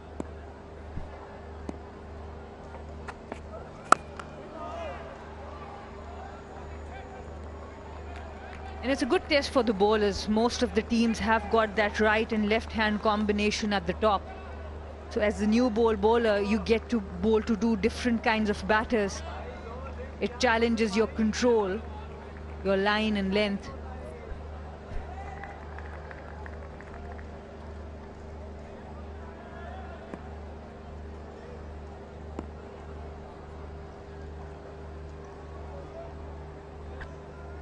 Will want to finish the over off. Just 3 runs from it. 4 dots already. And there is another one. Just a leg bye conceded. We'll wait for the signal from the umpire. Or was there bat on it? Nope. Leg bye. So after 2 overs, 13 without loss.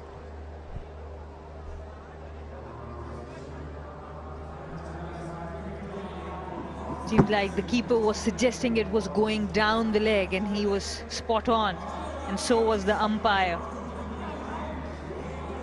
It also pitched outside leg, going down.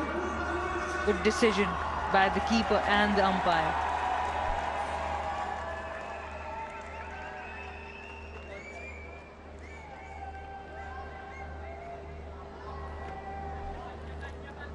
Always refreshing to see kids at the cricket ground, and more so for this Pakistan Junior League. Quite a few of them will be inspired to play the sport of cricket, which is very popular in Pakistan. That's a different Hawkeye. And Hawkeye is not watching the match, it's watching something outside Gaddafi Stadium.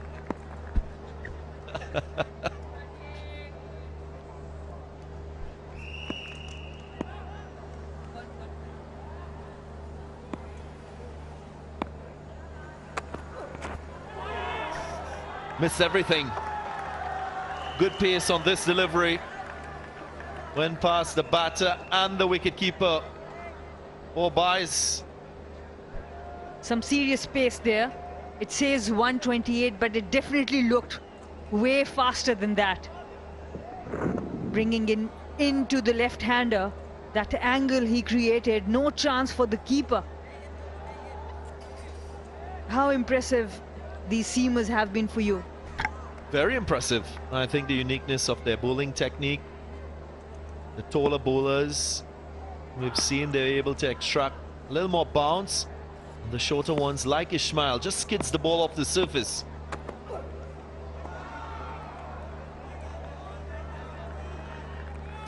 I recall Mohammad Sami, former Pakistan fast bowler. Very similar in terms of outcome when he bowled. Ball just skidded off the surface, slid onto you a lot faster than the regular bowlers. Absolutely. From Karachi, he used to be one of the go-to bowlers for Karachi, the Sindh team. Played a lot of his cricket. Now he's the bowling coach of Mardan Warriors. Short ball. But Ishaq was ready for it. Got a lot of bat on this one and gets 4.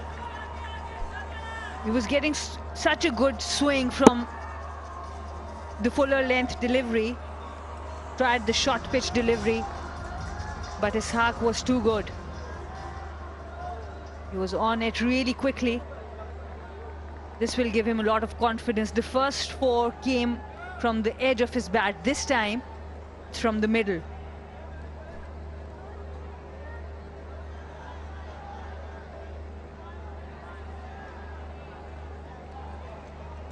Change in the field now.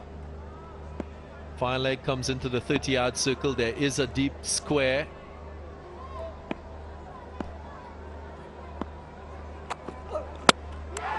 And he's bowled him. So after the short pitch delivery, Ismail has gone for the fuller one. And to the surprise of Ishaq. The kind of angle he can create from the fuller length. Why go short? Just look at that. That angle, that swing. Excellent delivery there. And Ishaq trying to go for another boundary. Big.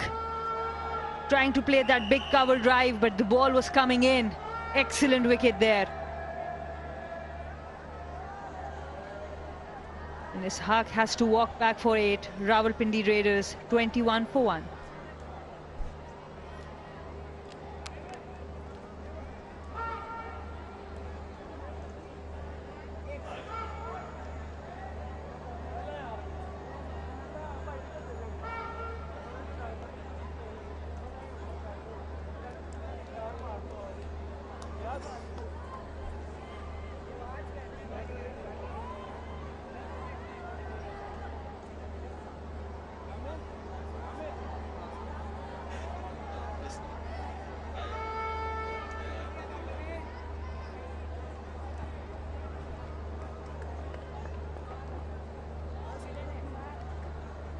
Now the breakthrough coming in the third over. Again, it's the process used to get that first wicket of Ishaq. I'm so impressed with Wahaj Riaz, the new batter. Comes from Karachi, favourite cricketer AB de Villiers. And hobbies football and gym training.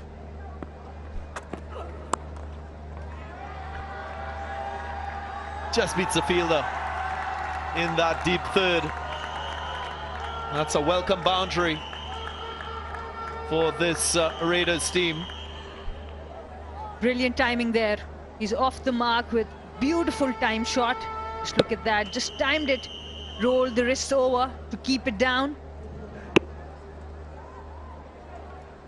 Exquisite timing there. 4 runs. And that's where Ismail has to be careful. The moment he goes short, it's easier to hit him.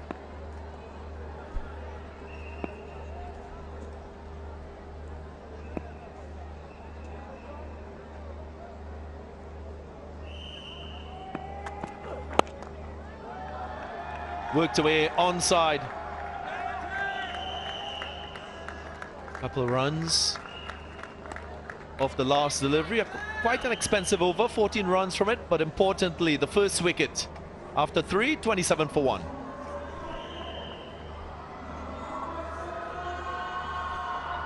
That's the wicket. Beautiful delivery. What you really want as a seam bowler. Rattling the stumps.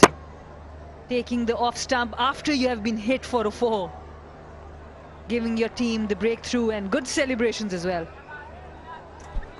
It was 4 byes, then a dot delivery, went short. Just push the batter back.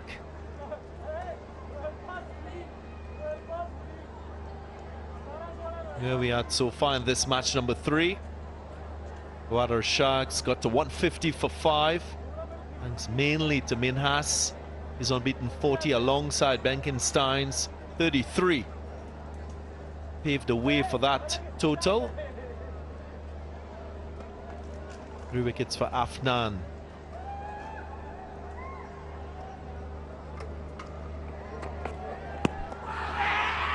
It's close, that's given. Looked straight, it was a full pitch delivery. And after the umpire made his decision, the review taken. And the captain decides he wants to go for a review. From the first look of it, it looked like he was out because he has used the crease, come in front of the stumps. But we'll have to wait and watch. So important for the non-striker to contribute towards this decision to take a review. Again, they'll check the legality of the delivery, no issues there. And then they'll look at whether this delivery pitched in line, and whether or not there was any bat.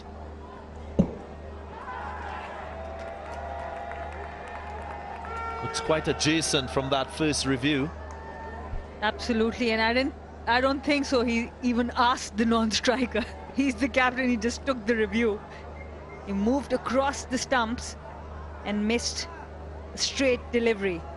No chance for him, I think so. He has been given out. The decision might stay like that.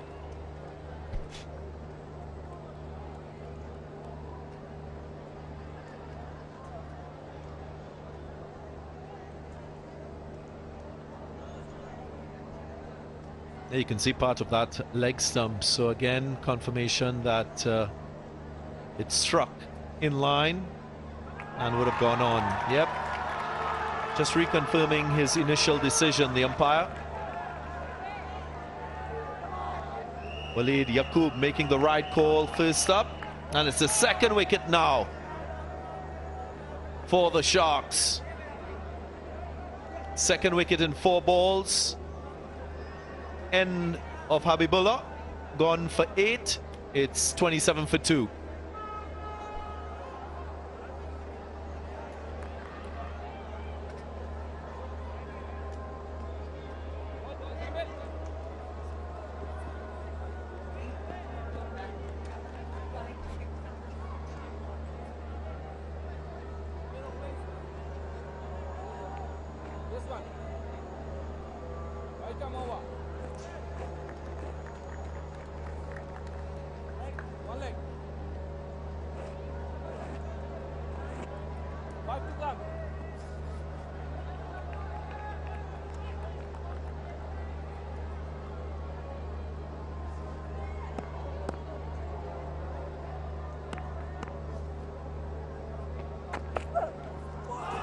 Wicket off the first ball of the over and then follows it up with a fuller length delivery. Hint of away movement. And that's where the seamers have been really effective. That fuller length delivery.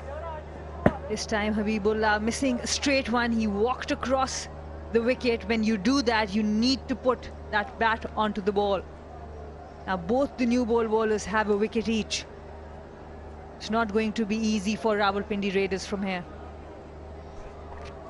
Well, some of the best batters in T20 cricket, they talk about assessing the conditions and identifying whether there's swing on offer for the fast bowlers. That gives them a gauge as to how to approach the power play phase, the degree of risk to take. There is swing just short of the fielder in that cover region. That's what pressure can do. Indecisiveness, whether to play with soft hands, hard hands, good to go forward. Excellent bowling, good energy in the field.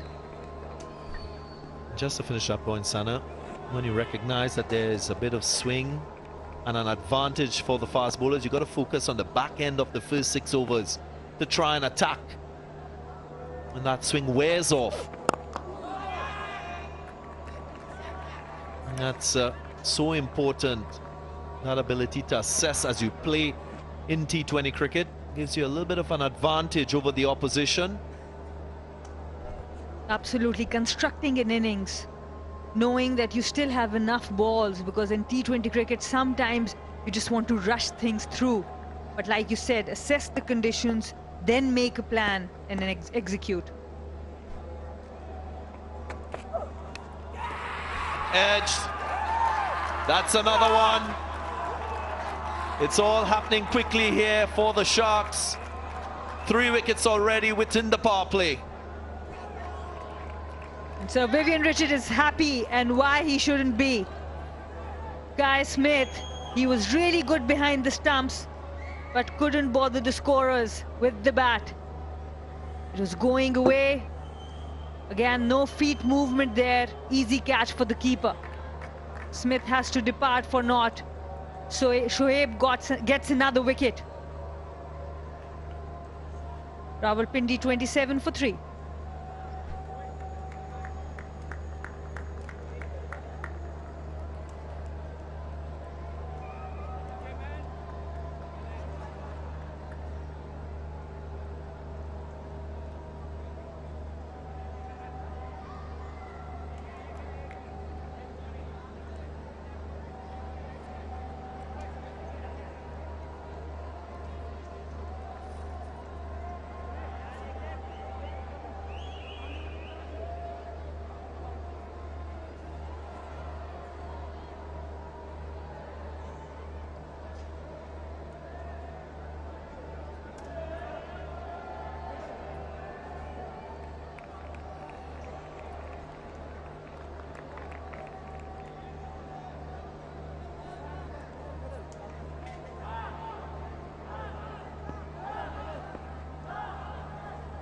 New batter, Hassan Izakhel, son of former Afghanistan captain Mohammad Nabi. He's played 8 T20 matches in Afghanistan's T20 league, so the amount of experience. Outside edge found again. This has been an excellent over. Double wicket maiden from Shoaib. End of the 4th, 27 for 3. That's the second wicket. Guy Smith trying to go to covers.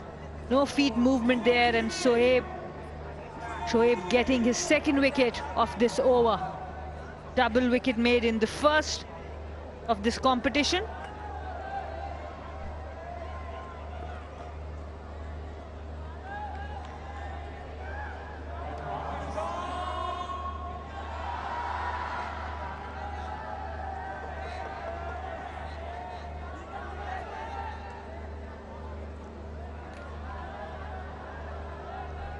Things not looking good for the Raiders. Already with 3 wickets down in 4 overs. As we mentioned before, the chase 151 If they get there, it will be the highest successful chase in the tournament so far. Might have been a little bit of bat. Umpires agree.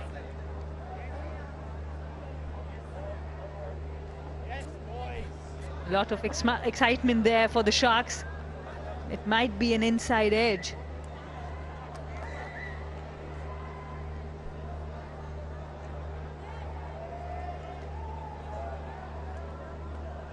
Well, Captain Shamil Hussain has gone for the review. Here delivery. There is a hint of boot behind the line.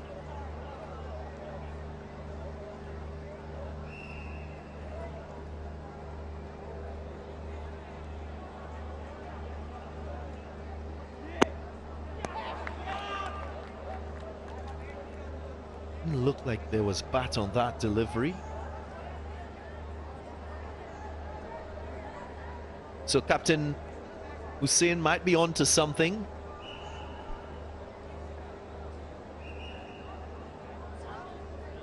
The other thing that they will have to see whether it's hitting the leg stump or going down.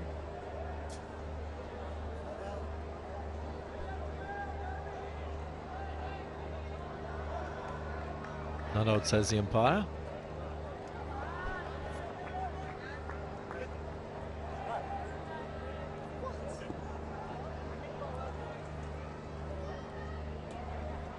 In the first couple of overs, Rawalpindi Raiders were ahead of the run rate, but because of those 3 wickets, now the required run rate has creeped up to 7.83.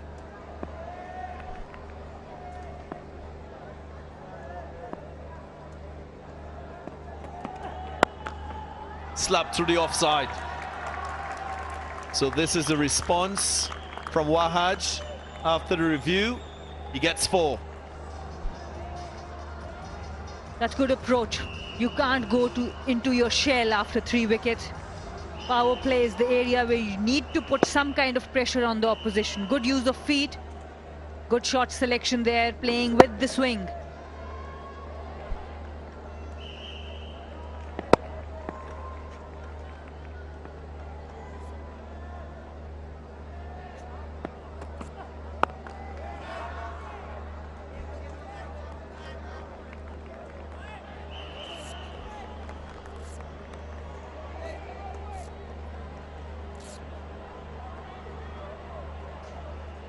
Required rate 7.7. Rawalpindi Raiders going at 6.8 at the moment, so within touch and distance of where they need to be as a team.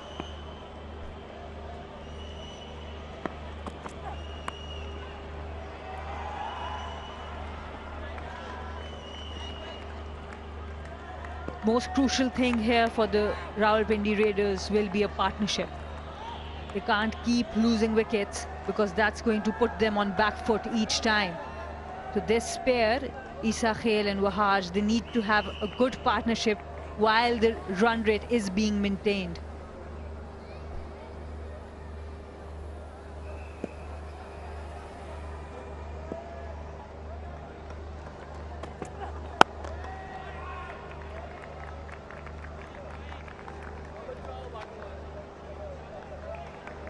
Just one delivery left in the over. Osaka Batteries. Osaka Juniors Kajuno contests. Go to Osaka Batteries Facebook page. Like the page. Answer a simple question for Osaka Juniors Kajuno contests. And get a chance to win exciting prizes.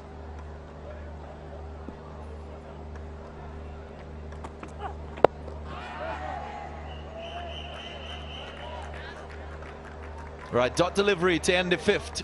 After 5, 32 for 3.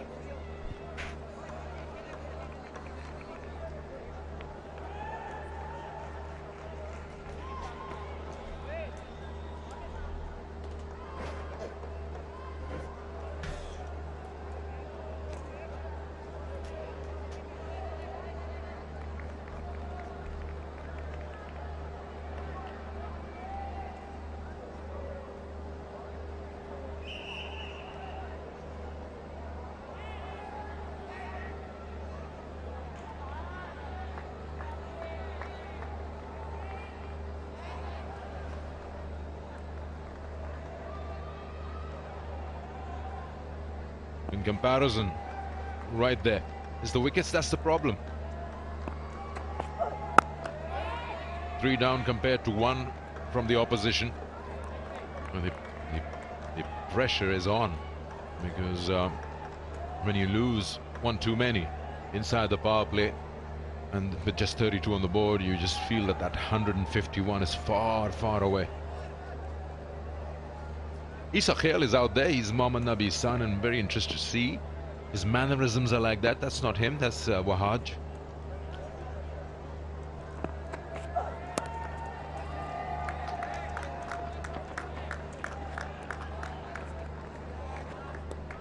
So he's just coming back to Mohammad Nabi. His mannerisms, his son. Of course, I mean, you would expect that.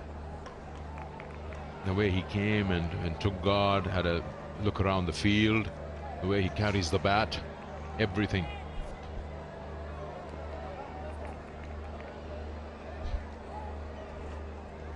And he just replicates what his father is. I mean, he's still the captain of Afghanistan.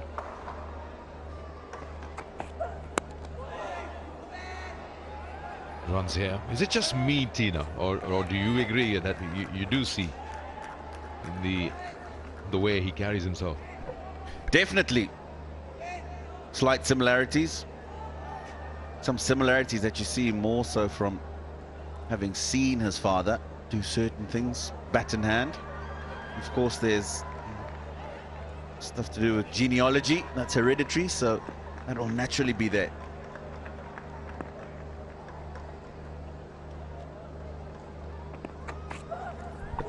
That's a bit of charge. He's trying to break the shackles there, but no connection. Well, while you see Rawalpindi Raiders struggling at the moment, you guys have so many opportunities to win prizes who are watching television. Now you just can find yourself a whole truckload of awards by the end of this Pakistan Junior League. I'll share some more with you as well, Tina. All you have to do is go onto their official pages and log on.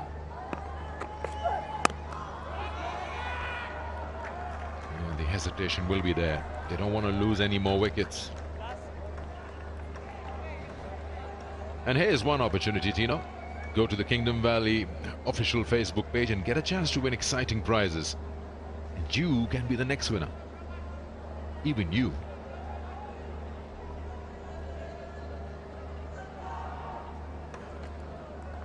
Since you live life king size, you'll probably want something in Kingdom Valley.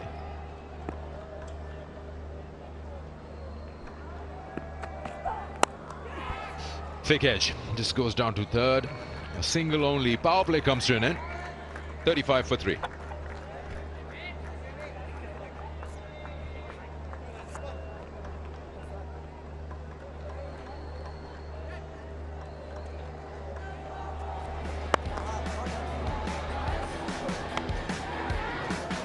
Yeah, there's been a few boundaries in the power play, but they've also been wickets, and that's been a problem for the Raiders. They've lost 3 really important wickets, including that one of the captain.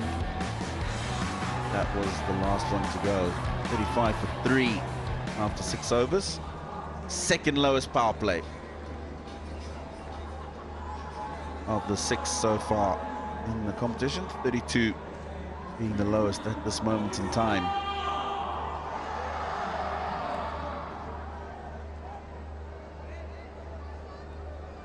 Change in bowling. Arafat Minhas.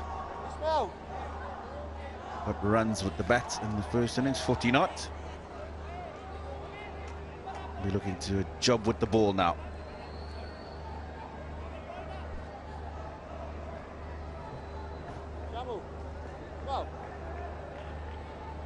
So he's got his head coach, who'd probably be having a very good look at him. He's a spinner in the side. I'm talking about Mushtaq Ahmed, so be working very closely along with him.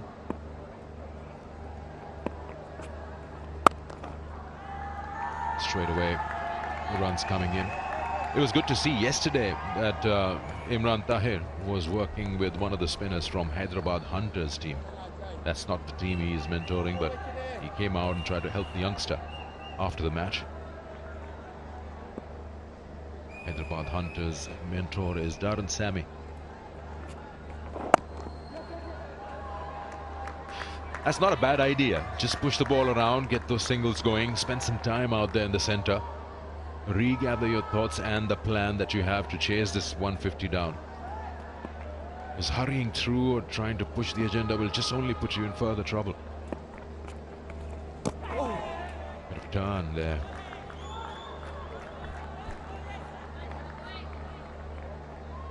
Yeah, still very chaseable. 114 and 81 balls. What they need now is a strong partnership. Good shot. Finds the gap. Sweeper can't cut it off. That's exactly what they need to do. Wait for those opportunities, and the runs will come. He's waited very nicely for this. Deep in the crease. Make sure he's forced it backward of square, but in front of the man at backward point. Threaded through the two fielders for the boundary.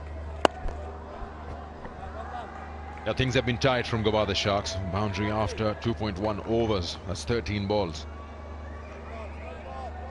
Boundaries dried up in the last 2 overs in the power play.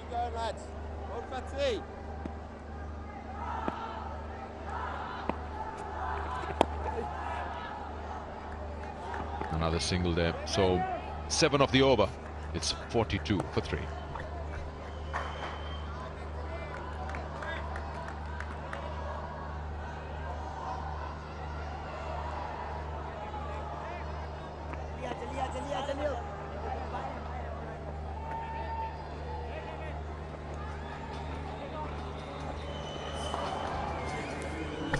.26 dot balls in the innings up till now. That's a lot of dot balls. 42 for 3, and this is how it's divided. 6 boundaries and almost that's 4.2 overs in dot balls.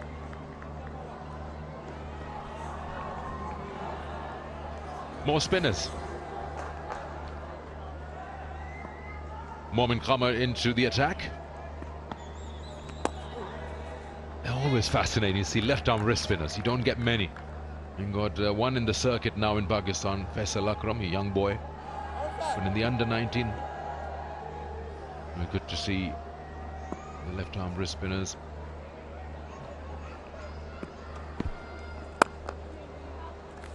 Oh, misfield. It's gone right through him. We'll earn them 2 runs. Oh, you just settled for 1. Well, that's not good. Yeah, the ball's gone straight through the man at extra cover. And he hasn't got a hand on it, so he hasn't taken any pace off, but surely there should have been 2 there.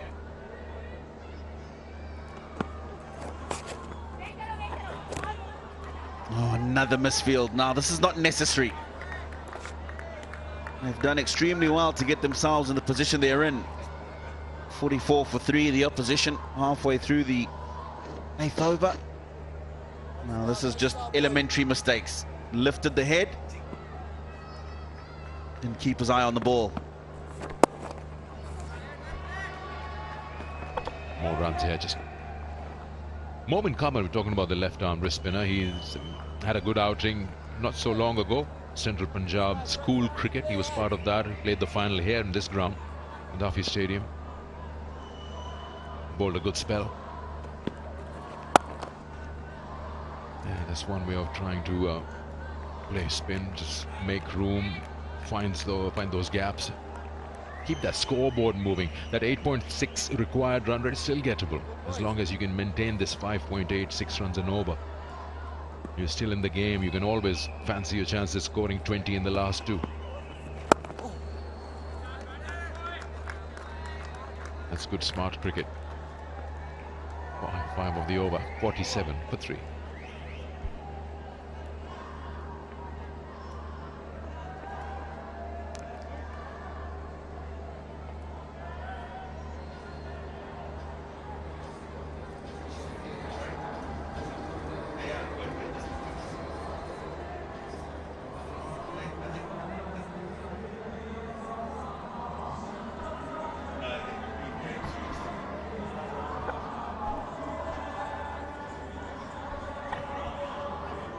Match 3 of the Pakistan Junior League.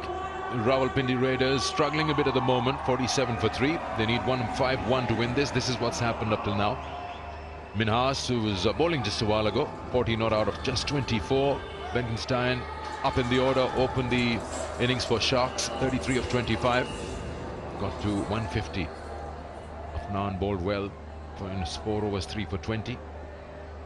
And Raiders have had a disastrous power play, but they're still not out of this. 104 required in the remaining 72. Minhas will continue.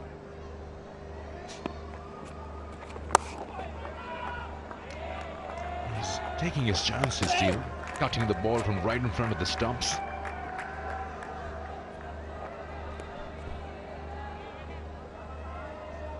Yeah, got to be very careful. That one a bit shorter, they need to bounce a little bit easier to control, but you really want to be playing with a straight bat as much as possible. Going right back into the crease. Especially with the left arm angle. We haven't seen a lot of turn, so that ball will just keep going with the arm. We saw in last night's match, a few of the batsmen getting themselves into trouble, going back and looking to cut the off spinner.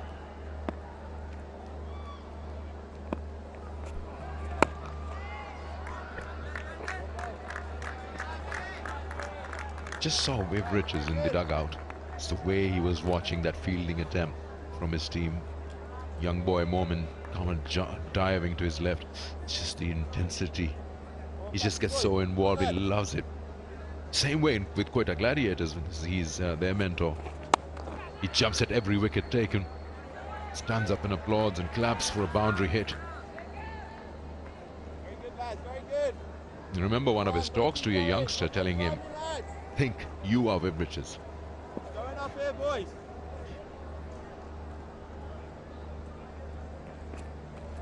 Oh, yes. You don't like that sound if you're a batter. It's gone right through his defenses. He offered a straight bat, yes. There's jubilation for the Sharks dugout. That's exactly what you're talking about. Jumping up, celebrating every wicket. And it's a crucial one as well. That's what we're talking about. Ball just going straight on with the arm. He's given himself a bit of room because he's looking to maneuver the ball into the offside for a single. He gave himself a bit too much room. Important wicket. 4 down now. Hassan Isakhil goes for 4. Total 48 for 4.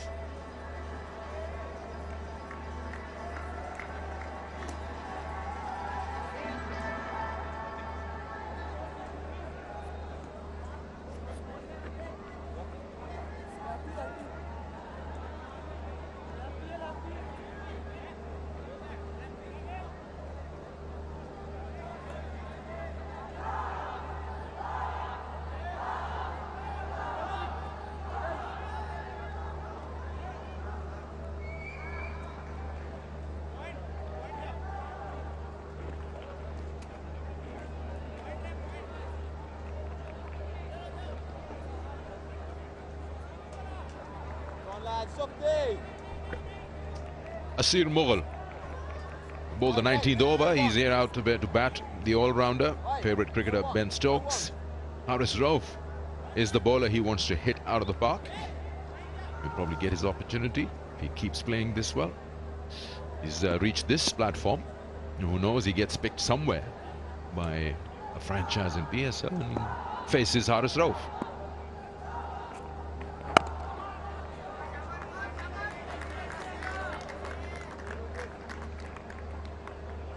Who did you want to hit a 6? Oh, any bowler?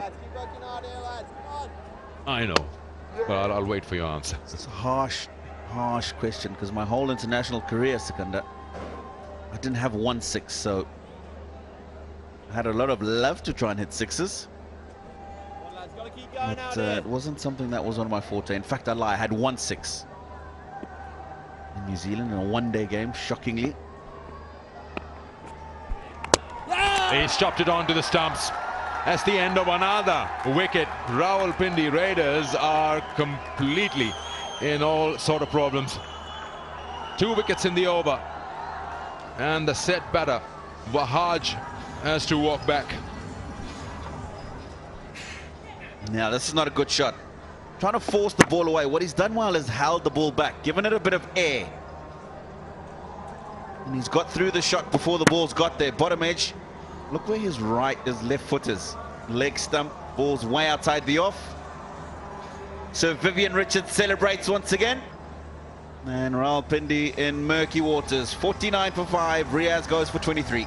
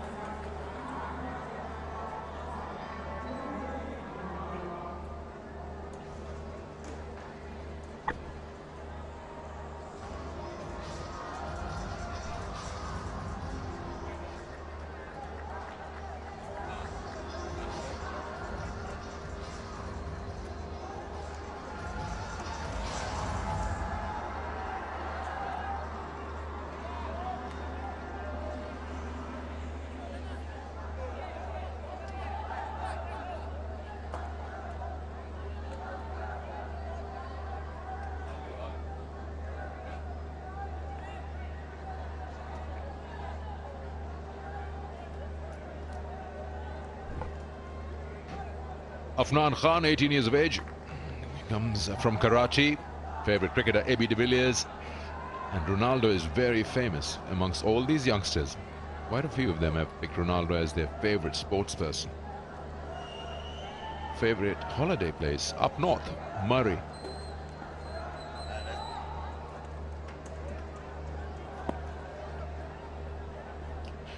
New over. 50 up with 5 down in the 10th over for Rawalpindi Raiders. They need 101 more from here. Yeah, the 50 is not so bad. The problem is the 5 wickets. Run rate from here on in just above 9. It's manageable if you've got wickets in hand.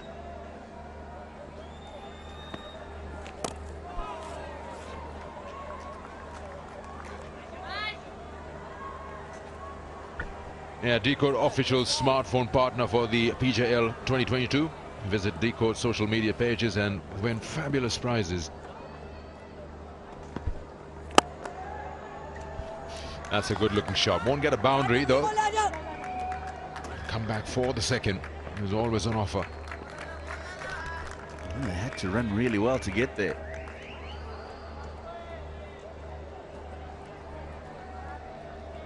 This is the 5th wicket to fall. He's done well because he's taken the pace off the ball. Arafat, batsman looking to force that through the covers, inside edge. Oh!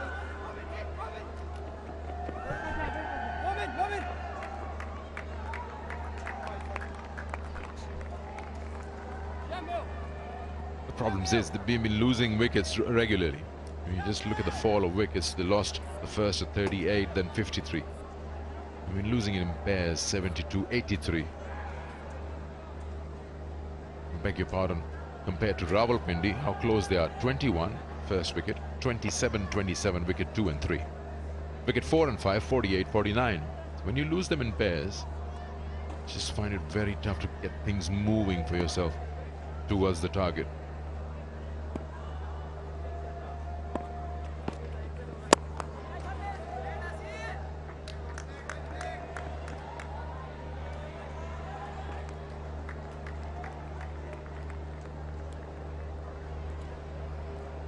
There you go. That's what I'm talking about, losing them in pairs.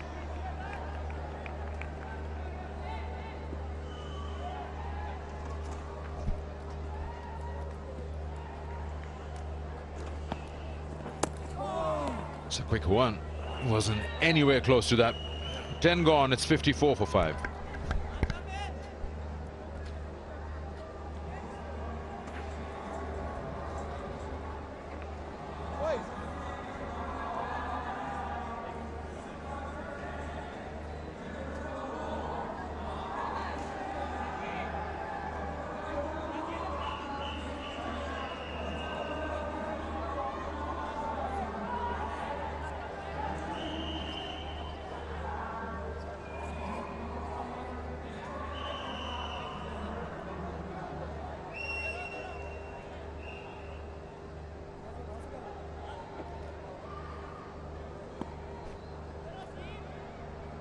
Rawalpindi Raiders in trouble. 97 required from 60 deliveries. They're 5 wickets down. Such a dominant bowling display. Arafat Minas with 2 for 9 so far. Sanamir, it's been an excellent performance. He has been really impressive, not only with the ball, with the bat as well. 40 odd when his team really needed someone to accelerate at the end, and now this very controlled bowling display by him. Why is it good? Tell me as a spinner, why is he good? I think his overall control is great. He's keeping it within the stumps and changing very slightly the pace of the ball. Because there's not much spin, so you need to have those corridors really right and have control to bowl it over and over again. The Saka Juniors KA Junior Contest, like the Facebook page and answer trivia to get a chance to win exciting prizes. That's Osaka's Pakistan #1 battery.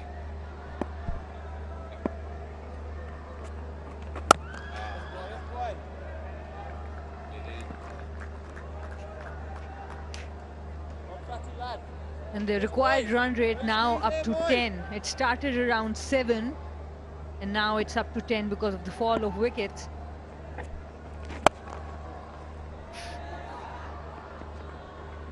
And this will go all the way. At one stage I thought it was just going to be 2, but because he really got it in the middle, he bisected both deep square leg and deep mid wicket, and it ran away really quickly.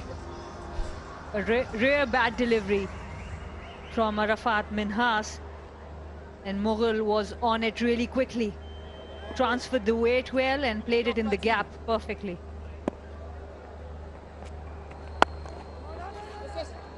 Dot to finish off that last ball. 11 overs gone, 60 for 5.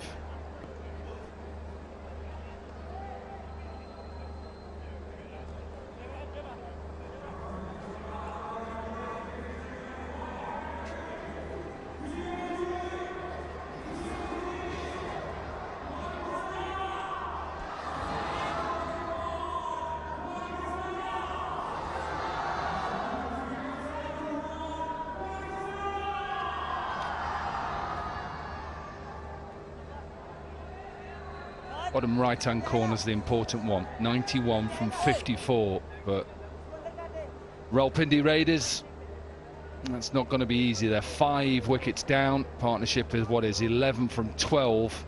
At the moment, the Sharks are looking as dangerous as ever.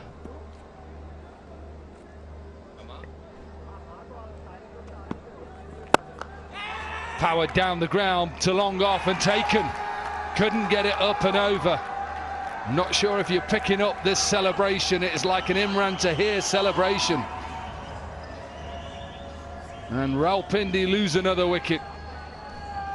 And it's Momin Qamar, the bowler. He's got slip in, put the pressure on the batter. And Afnan Khan, who was brilliant with the ball, goes for the bait. He wants to hit it down the ground. And Saad Masood makes no mistake. It's not easy to catch under lights. Just look at that celebration. Imran Tahir, Shahnawaz Dhani. Afnan Khan has to walk back for 4. Rawalpindi Raiders 60 for 6.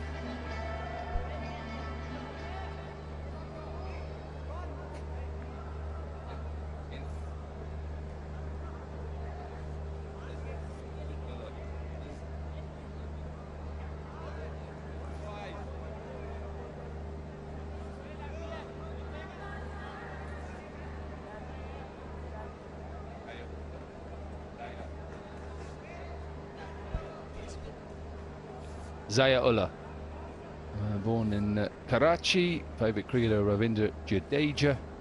Another one, Ronaldo, popular Man United.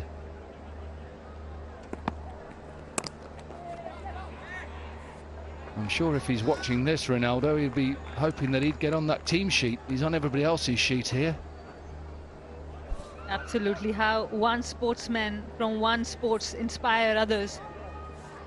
And a very good delivery there, flighted up, gave the bait to the batter, and a good catch in the deep by Saad. And this guy, Vivian, he's happy.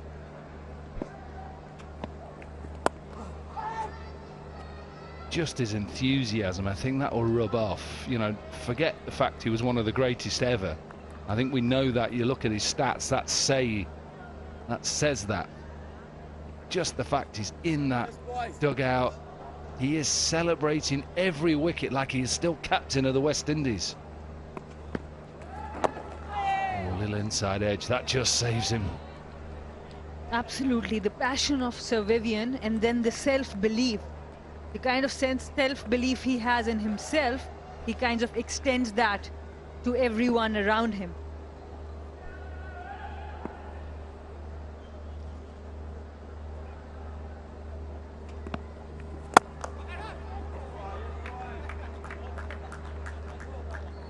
Yeah, I don't think the bowler picked this up. I think he thought it was coming back a lot harder because he went to actually defend himself, and then it literally just lobbed to him, so you could hear a bit of a chuckle from the keeper. And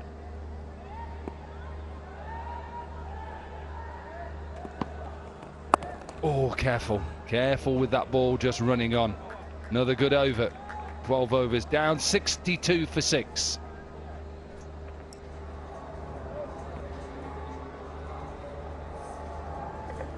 Yeah, left arm wrist spinner and bowl that ball that just comes in. So good.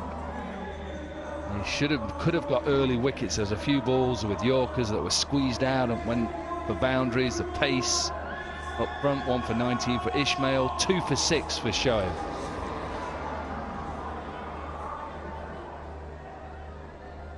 Also Arafat Minas with his 2 for 15. And Kamar with 1 for 12. Last over then. And his spell for Arafat Minas. This one is... Well, he tries to take it all the way, but a couple of bounces to deep mid-wicket.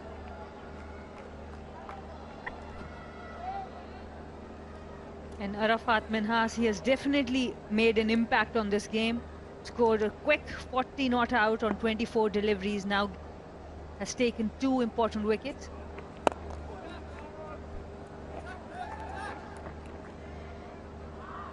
A little bit of a miscommunication between the two fielders and the batters. It's good to see how the captains have used the spinners. This was the misfield we are talking about. There was a confusion within the batters whether to go for the second, then decided otherwise. The captains have used the spinners really well as an attacking option. They've got the slip in, and that's why we saw after the first game that the spinners started getting wickets. Apart from the first game where no spinner got a wicket, we saw enforcement of slip, some pressure on the batters. Oh,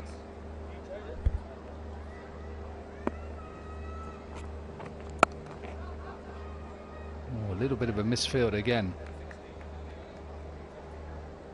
Yeah, just remember this is the first of 2 games today on Super Saturday. The Giants take on the Royals after this.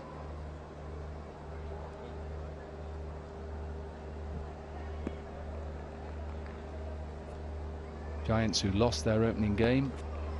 And the Royals who won it. This is just chipped and got enough of it. He just came off the boundary cushioning, and probably if it had just stayed still, that was another chance. Definitely there was a chance. The fielder was too inside the boundary. He walked in, couldn't judge it. Ziaullah wanted to put pressure back onto the bowler. It still landed inside the ropes. Yeah, just attacked it too much. Whether he didn't pick it up straight away, could have just held off. End of a good spell for Arafat Minas. Is 4 overs, 2 for 22. With 13 overs gone, 69 for 6.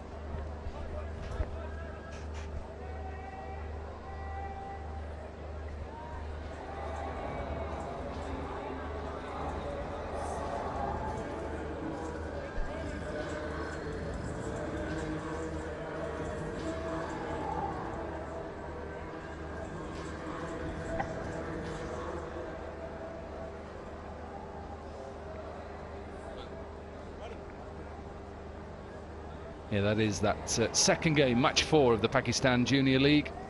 Coming your way, build up from 7:45. The Giants against the Royals. Royals who won their opening game, Giants, they lost. Two sides who know about the surfaces here. It'll be a different wicket. They played on pitch number 1. We are now on pitch number 3. There is Gordon Parsons, the coach. Experienced first-class cricketer who played in South Africa and Leicestershire in England.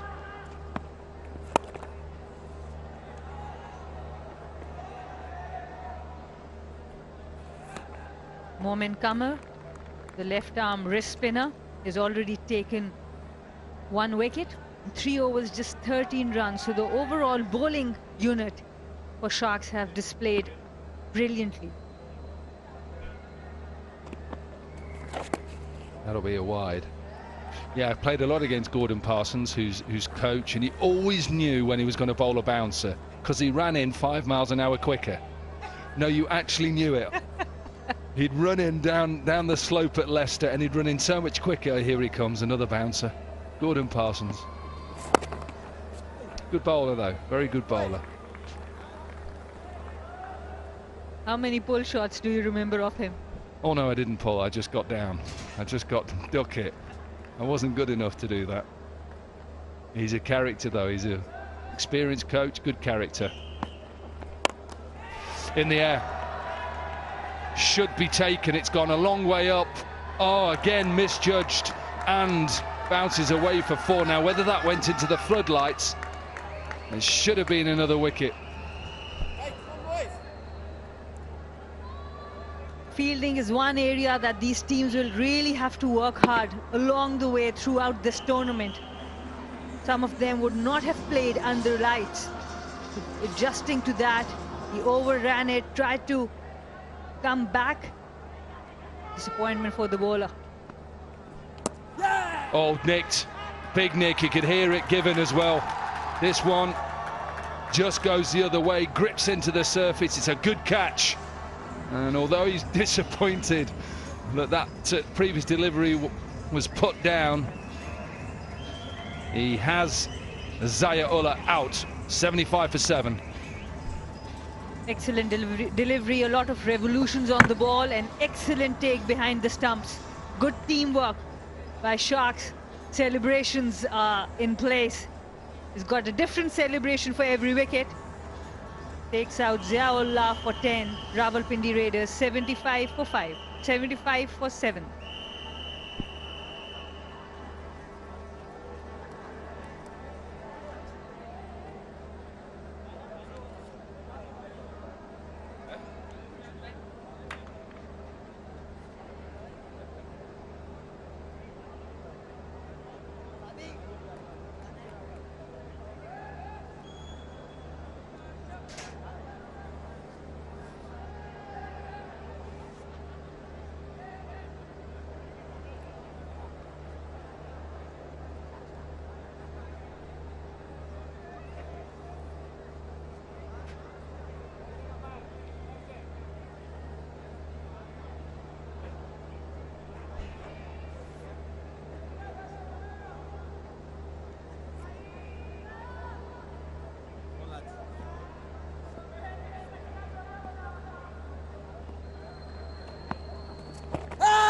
I don't think this just holds enough. Could be run out. And we'll have to have a look at this. Half an appeal for an LBW. It just doesn't hold enough. I think direct it definitely out.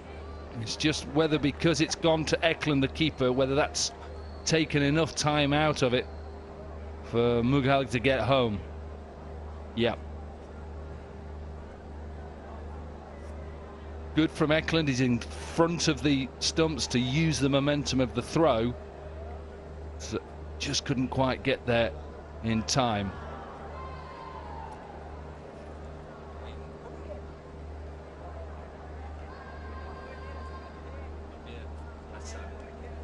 Yeah, Amir Hassan, who got off the mark.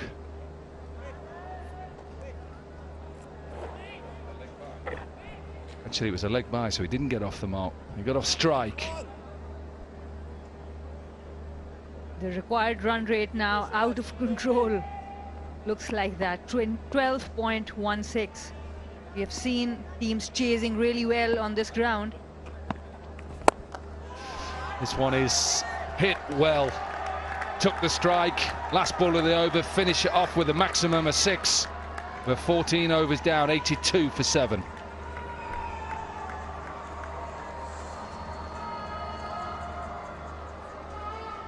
The required run rate will come down if Asir Mughal can play a few shots like that, using his feet, going with the spin. Excellent extension of the arms, still head for maximum.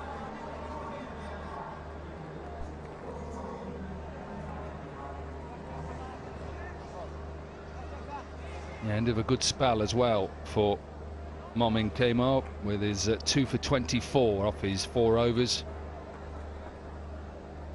Yeah, they're struggling to win this game, 82 for 7. What they've got to try and do, Sana, I think, is get as many runs as possible. Think about run rate going a little bit further on into the competition. Bigger the loss, obviously the negative, the run rate.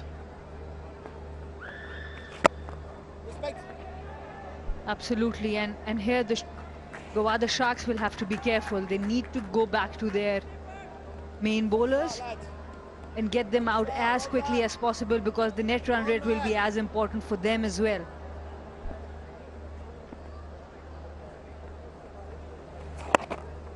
That's okay. Full. Zik Motor Oil, unveil the real, peel the label to win via lucky draw every week. Prizes worth millions.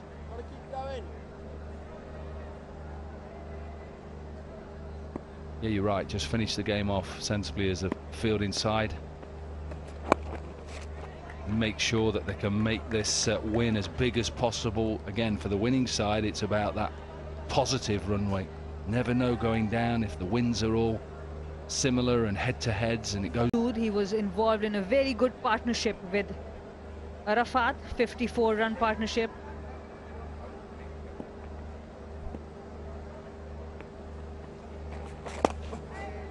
Given a wide.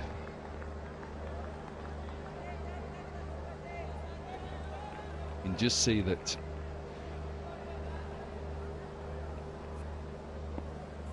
Mir is just trying to smash this Miles.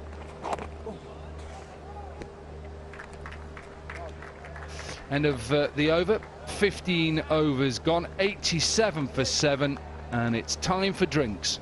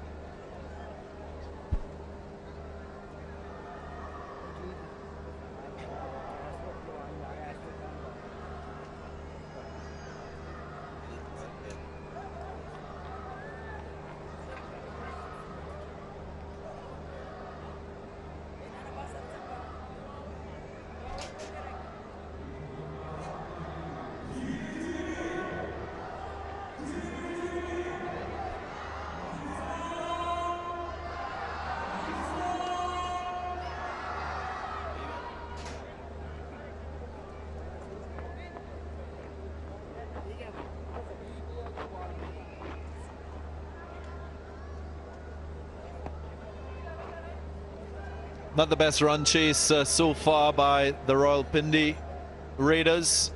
87 for 7. They lost 3 wickets in the power play and a further 4 in the middle phase of the innings.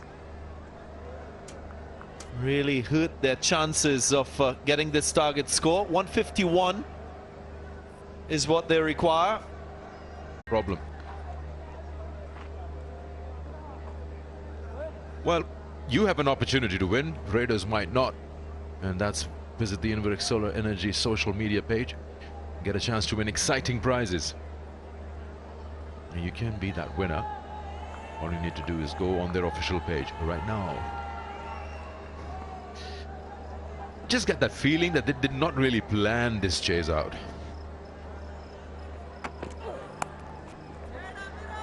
We're trying to go too hard at the bowling attack and then started losing wickets, and then we were just talking about in the previous stint how they've lost wickets in pairs. See, first at 21, then 27-27, 48-49. This makes it very tough for you to recover when you have 2 new batsmen every time.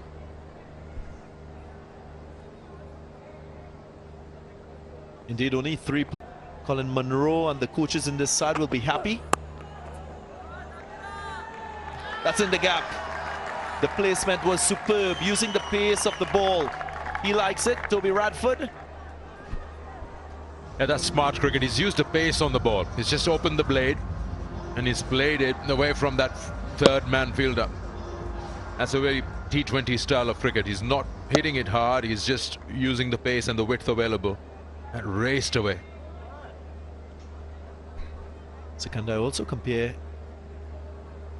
where this Sharks team was at the end of the 15th? They were 94 for 4. That's when they batted first. And in the run chase, after 15, they were 87 for 7. So not a long distance off in terms of runs. Of course, the Sharks had the power at the back end of the innings to get, what, 56 in the last 5?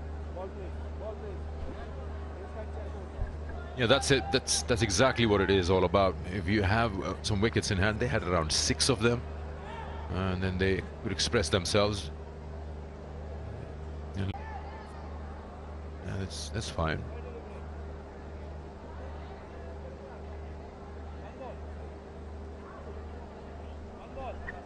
Sharks got 27 in the last 2 overs, thanks mainly to Minas and the way he played at the back end of the innings. Can Mughal be that firepower for the Raiders in this run chase?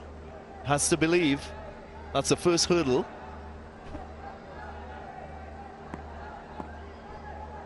Where is that next boundary coming from? That should be uppermost in his mind. Finish the over on a high.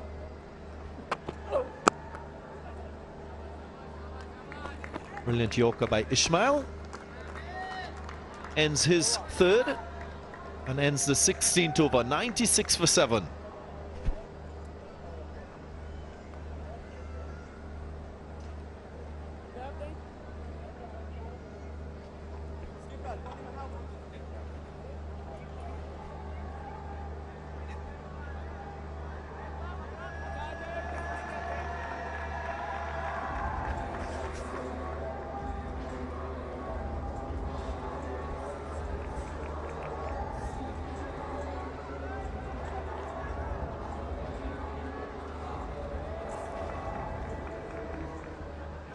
$55 from 24, that's the equation.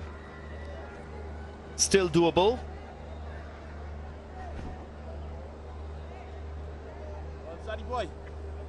Tino Mawoyo alongside me.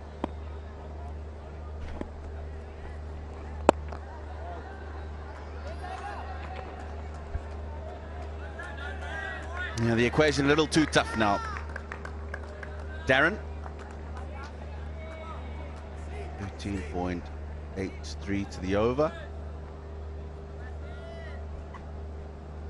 And it's a target they must approach with confidence. Again, we talk about getting close to the target to ensure that your net run rate is preserved. even if you don't win the game. Can't be thinking runs, you got to think balls.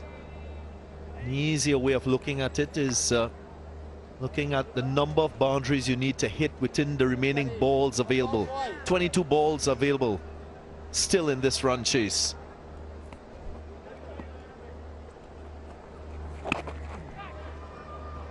That's gone through everyone. Should be 4. We'll wait to see the signal from the umpire. Buys. Yeah, whether it's come off the bat or not won't matter. The fact is that it's gone through to the boundary. He's looking to heave that away. It's too full. Keeper unsighted. Takes him past 100. 103 now for 7. More runs.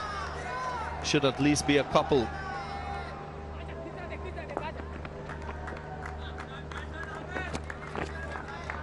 So in keeping with that point about determining the number of boundaries required in the remaining balls, I would say 8 to 10. If you look at scoring 8 to 10 boundaries from the remaining 20 balls, you achieve the target.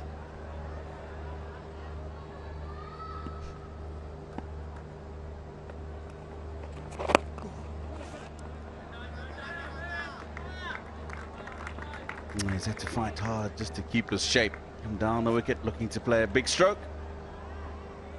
Seen him, he's flattened it out. Good adjustment and discipline to be able to just take the single on offer.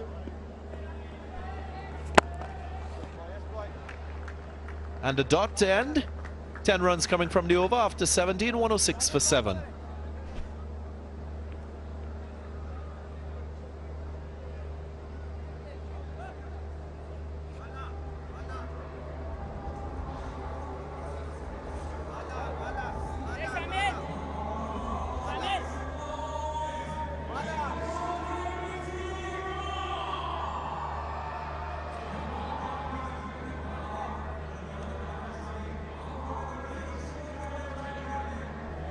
Gujranwala Giants up against the Bahawalpur Royals. That's the next match we have for you on this Super Saturday in the Pakistan Junior League. The Giants, after going down in their first game, will want to secure a win and 2 points.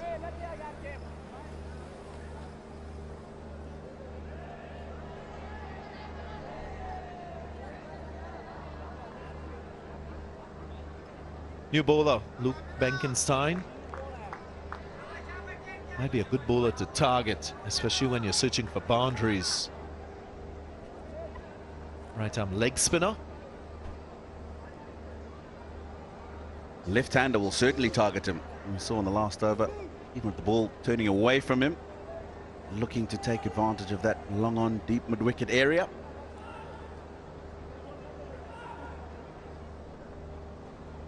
.45 now needed in the remaining 3 overs.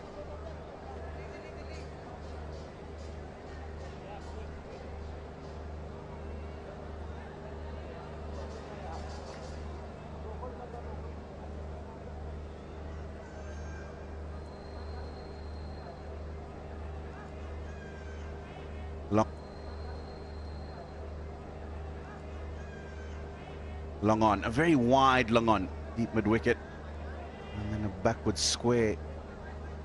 Who's in front? Fielders on the boundary on the leg side, and then a long off. Very square sweeper on the offside. Big shot. Doesn't find the gap. Amir Hassan, the left-hander, going after Benkenstein straight away.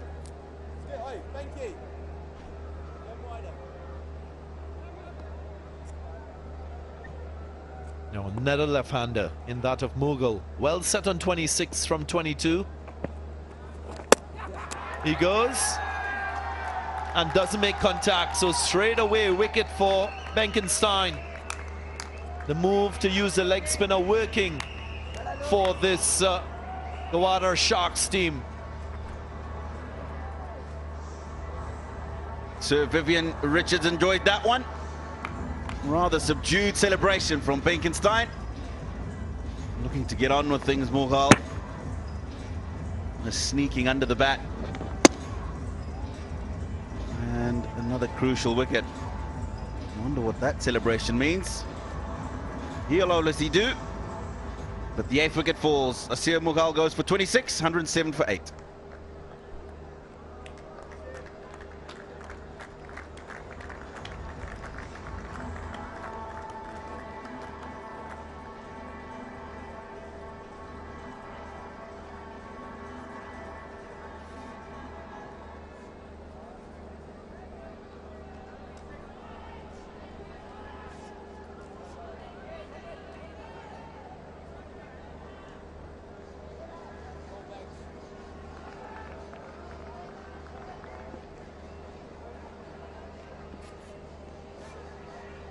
Usman, new batter.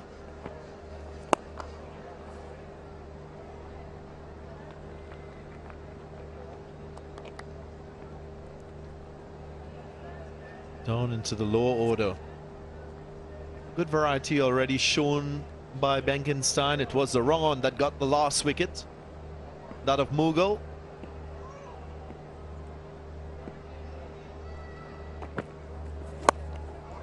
Skyer. Up, up, and into the hands. Another wicket for Benkenstein. Fine effort from the right-arm wrist spinner. I'll tell you what, that catch is not as simple as it may have looked, because it's gone a very, very long way. Pretty sure it would have been swirling up there. Top spinner. In the end, a very well-judged catch. You can see from the reaction, not Sir Vivian Richards' face, the team's done well in its first outing. Him and the coach, Mushtaq Ahmed, have thoroughly enjoyed that. Amir Hussain gone for 12, 108 for 9 now.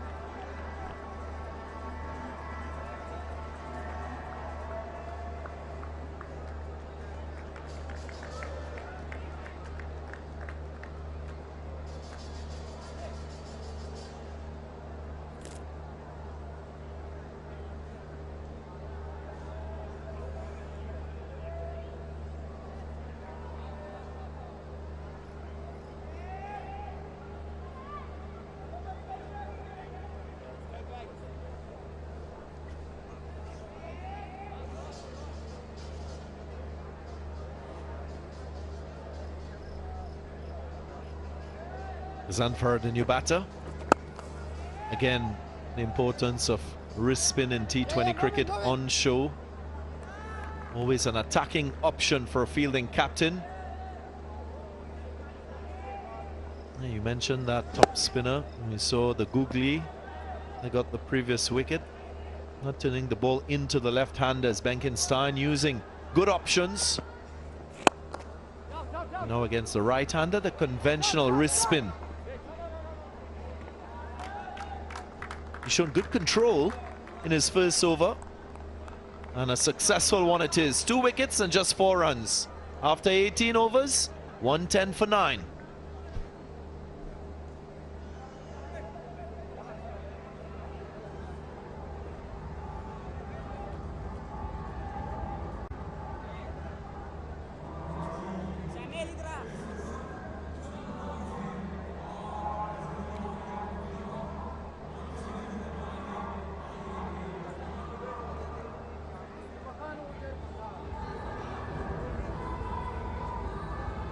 Two wickets for Shoaib with the new ball. And then Minhas with 2 wickets for 22. Good economy as well.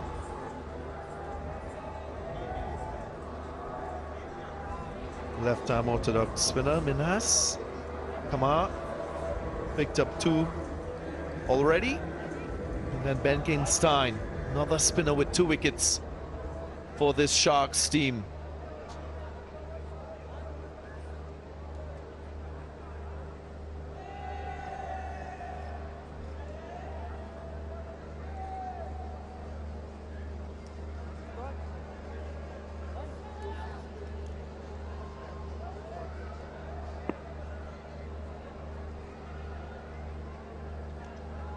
Mohamed Shoaib with a double wicket maiden in that 4th over. He's back.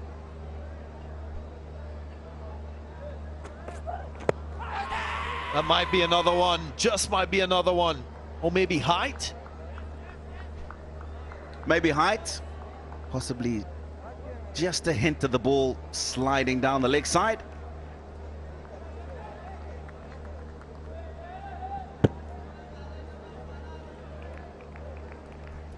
After being struck, that leg just came inside the line. He was surely angling down the leg side. Flicked away and flicked nicely for 4. Welcome runs despite the hopes of chasing 151, looking quite slim. And this is what he was looking to do the ball before. This one is the slower ball, and he's picked that up nicely. He knows that the man is in the circle. All he needs to do is get it over his head. It's the boundary. 57 from 10 required. Can he get another boundary in this delivery? Doesn't.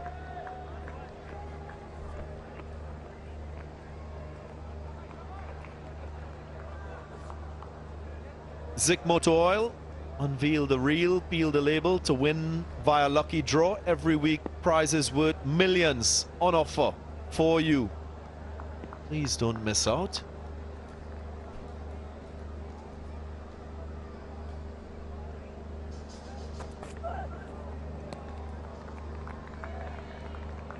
The short one on this occasion.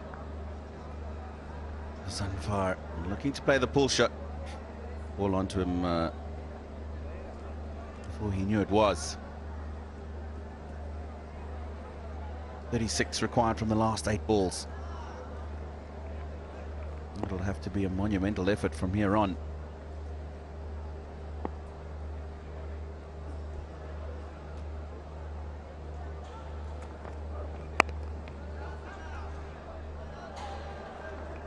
I'm surprised the previous delivery went for the short ball. There's no deep mid-wicket. There is a short mid-wicket. And when you look at this field, you'd think that full and an offside line will be the way to go. That's a different type of full moon. Such a pretty sight, isn't it? Length outside the off stump. Fielder comes in, completes the catch, gets the last wicket and produces a win, the first for the Gwadar Sharks in this Pakistan Junior League. It's an emphatic one. They go on to win by 34 runs in this first encounter. Yeah, that's a really good all-round performance. This is the winning moment. He's hit it quite well, but just got too much elevation as opposed to distance. And that's why he didn't manage to get it past the boundary. Clinical performance, having been asked to bat first. 150 on the board. Highest total in the first innings so far in the competition. Coming out and executing well with the ball. Convincing win margin of 34 runs. Yeah, quite disappointing, you would think, for the Rawalpindi Raiders. Much more was expected from them with the bat in this run chase. Most significant partnership came from Mughal and that of Amir Hassan. It was a partnership of 21 at the top of the innings, but no one took responsibility for this run chase in that batting lineup. So Vivian Richards, with a smile on his face, quite happy and pleased with the outcome of this first encounter. And the Sharks, they start this Pakistan Junior League with a win, and they secure 2 points. 2 valuable points. Discussion over the last 2 or 3 days is of the importance of teams getting themselves good wins, and that's exactly what they've done today. So it was tough going for the Rawalpindi Raiders. 2 men who did contribute. Wahaj 23 and 23. Mughal towards the end of the innings 26 and 23, but other than that, not much to speak about in the batting scorecard. Bowled out for 116. Their partnerships, as mentioned, 21 at the top. There was another 21-run partnership. Zakhail and Wahaj, not the biggest of them all. Mughal and Amir produced 32, but they needed much more to get them to that target score of 151. In terms of the bowling, well, everyone chipped in. Shoaib with 3 for 12, most economical of the lot. And the spinners, Minhas, Kamar and Benkenstein, all picking up 2 wickets apiece.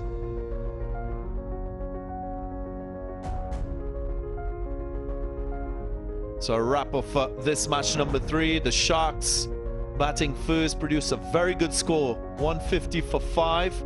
Thanks mainly to Minhas with his unbeaten 40 and Benkenstein with 33.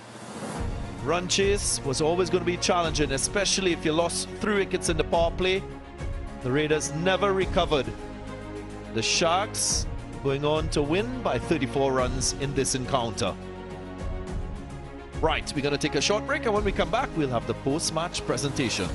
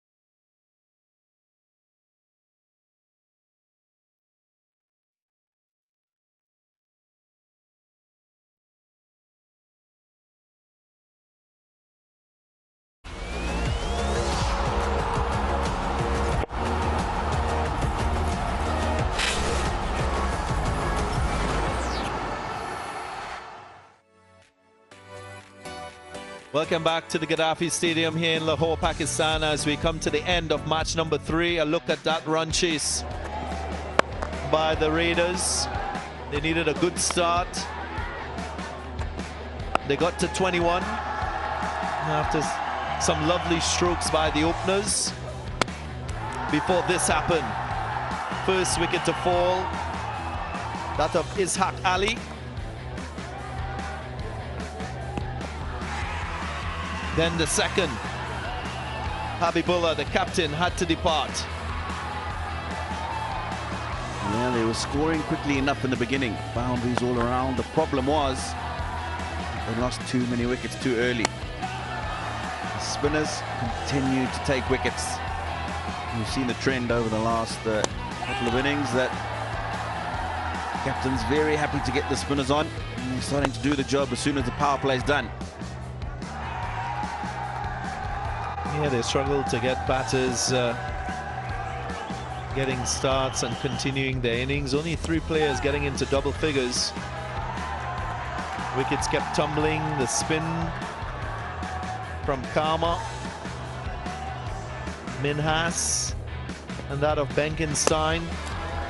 Just too much for this Rawalpindi team to handle. Benkenstein in his solitary over picked up 2 wickets. And at that stage, the required rate was just too high. It was a matter of formality for this Sharks team to complete a win, and that they did. Catch taken in the deep. And Shoaib finished with 3 for 12 to spark celebrations and to secure 2 points for the Sharks.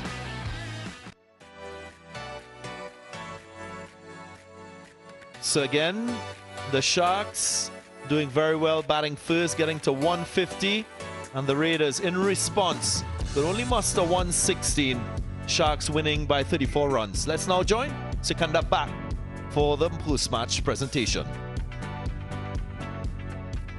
Thank you, Darren, and welcome to the post-match presentation for Match 3 of the Pakistan Junior League. And a great all-round performance from the Gwadar Sharks, winning this match by 34 runs.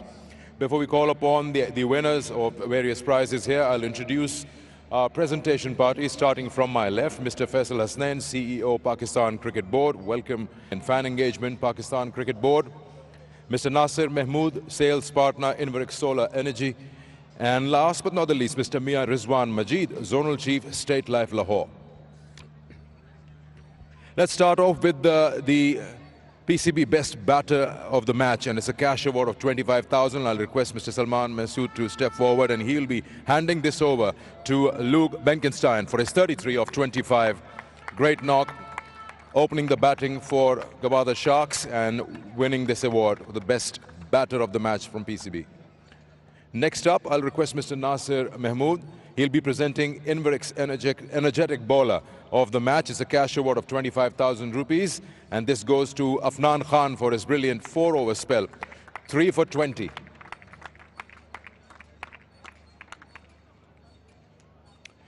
Next up is State Life Best All-Rounder of the match.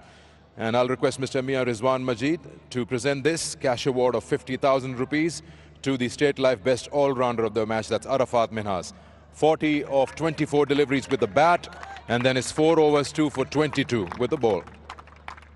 कि captain ने कहा था कि ऐसा कोई problem नहीं होगा, तो स्कोर कितना होना चाहिए वो आप कुछ रख के आए थे माइंड में? मैनेजमेंट ने कहा था कि इतना तक जाना चाहिए टीम का स्कोर। जी, जो मैनेजमेंट ने हमें टारगेट दिया था, हम उस टारगेट को अचीव कर पाए हैं, जिस वजह से हम लोगों ने उनको चेज़ नहीं करने दिया और हमारी बॉलिंग ने डोमिनेट किया, जिस वजह से हम लोगों ने उनको चेज़ नहीं करने दिया और हम लोग मैच जीते।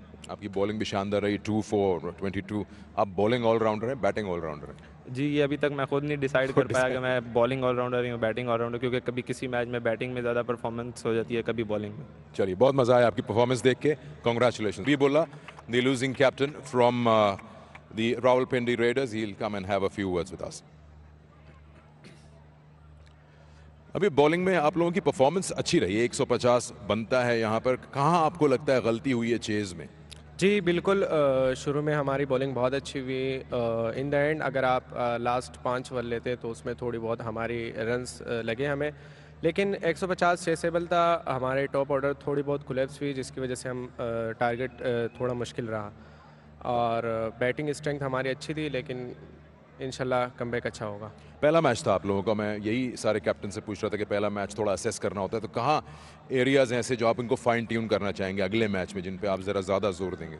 जी बिल्कुल, स्टार्ट हमारा बहुत अच्छा था, नया बॉल बहुत अच्छा हुआ है। मैं इन द एंड लास्ट जो 5 ओवर है उस पर हम कोशिश करेंगे और जो हमारे टॉप ऑर्डर बैट्समैन है तो उसमें हम कोशिश करेंगे कि उसमें अच्छा कर सकें। चलिए, good luck for the next game. Thank you. Habibullah, the captain of Rawalpindi Raiders. Now I'll request the captain of Gwadar Sharks to come please, and he's Shamal Hussain. Brilliant performance from his side, grabbing the 2 points. You were pretty confident at the time of the toss that 140-50 is going to be a safe score. But when you have an all-round good performance, where do you put more credit on? I think, yeah, definitely was a more evenly spaced all-round performance. I think our bowlers did pretty well. We got early wickets, we got the captain out, and then I think we put too much pressure on them and that run rate just went up. Our father obviously played a blinder of an innings and Saad really helped him. Yeah, it was just really an even innings. You're in a pretty good position as a captain. We see that you've got quite a few options in bowling available. Benkenstein comes in the end, gets 2 wickets. Yeah, definitely if you think about it, you know, we've got many options. We've got the Chinaman, we've got the leg spinner, we've got the off spinner, so it's really easy to just pick out them. Okay. Anyway, enjoyed your team game, and of course, congratulations on the win. Good luck for the next game. Thank you so much. Gwadar Sharks winning this match comfortably by 34 runs and grabbing the 2 points. That sums up the presentation. Thank you very much, Sikandar Bak. As we finish match number 3, we have another one in store for you. Match 4. The Giants and the Royals will do battle in a short time. We hope that you will stay tuned and join us as the action continues in this Pakistan Junior League.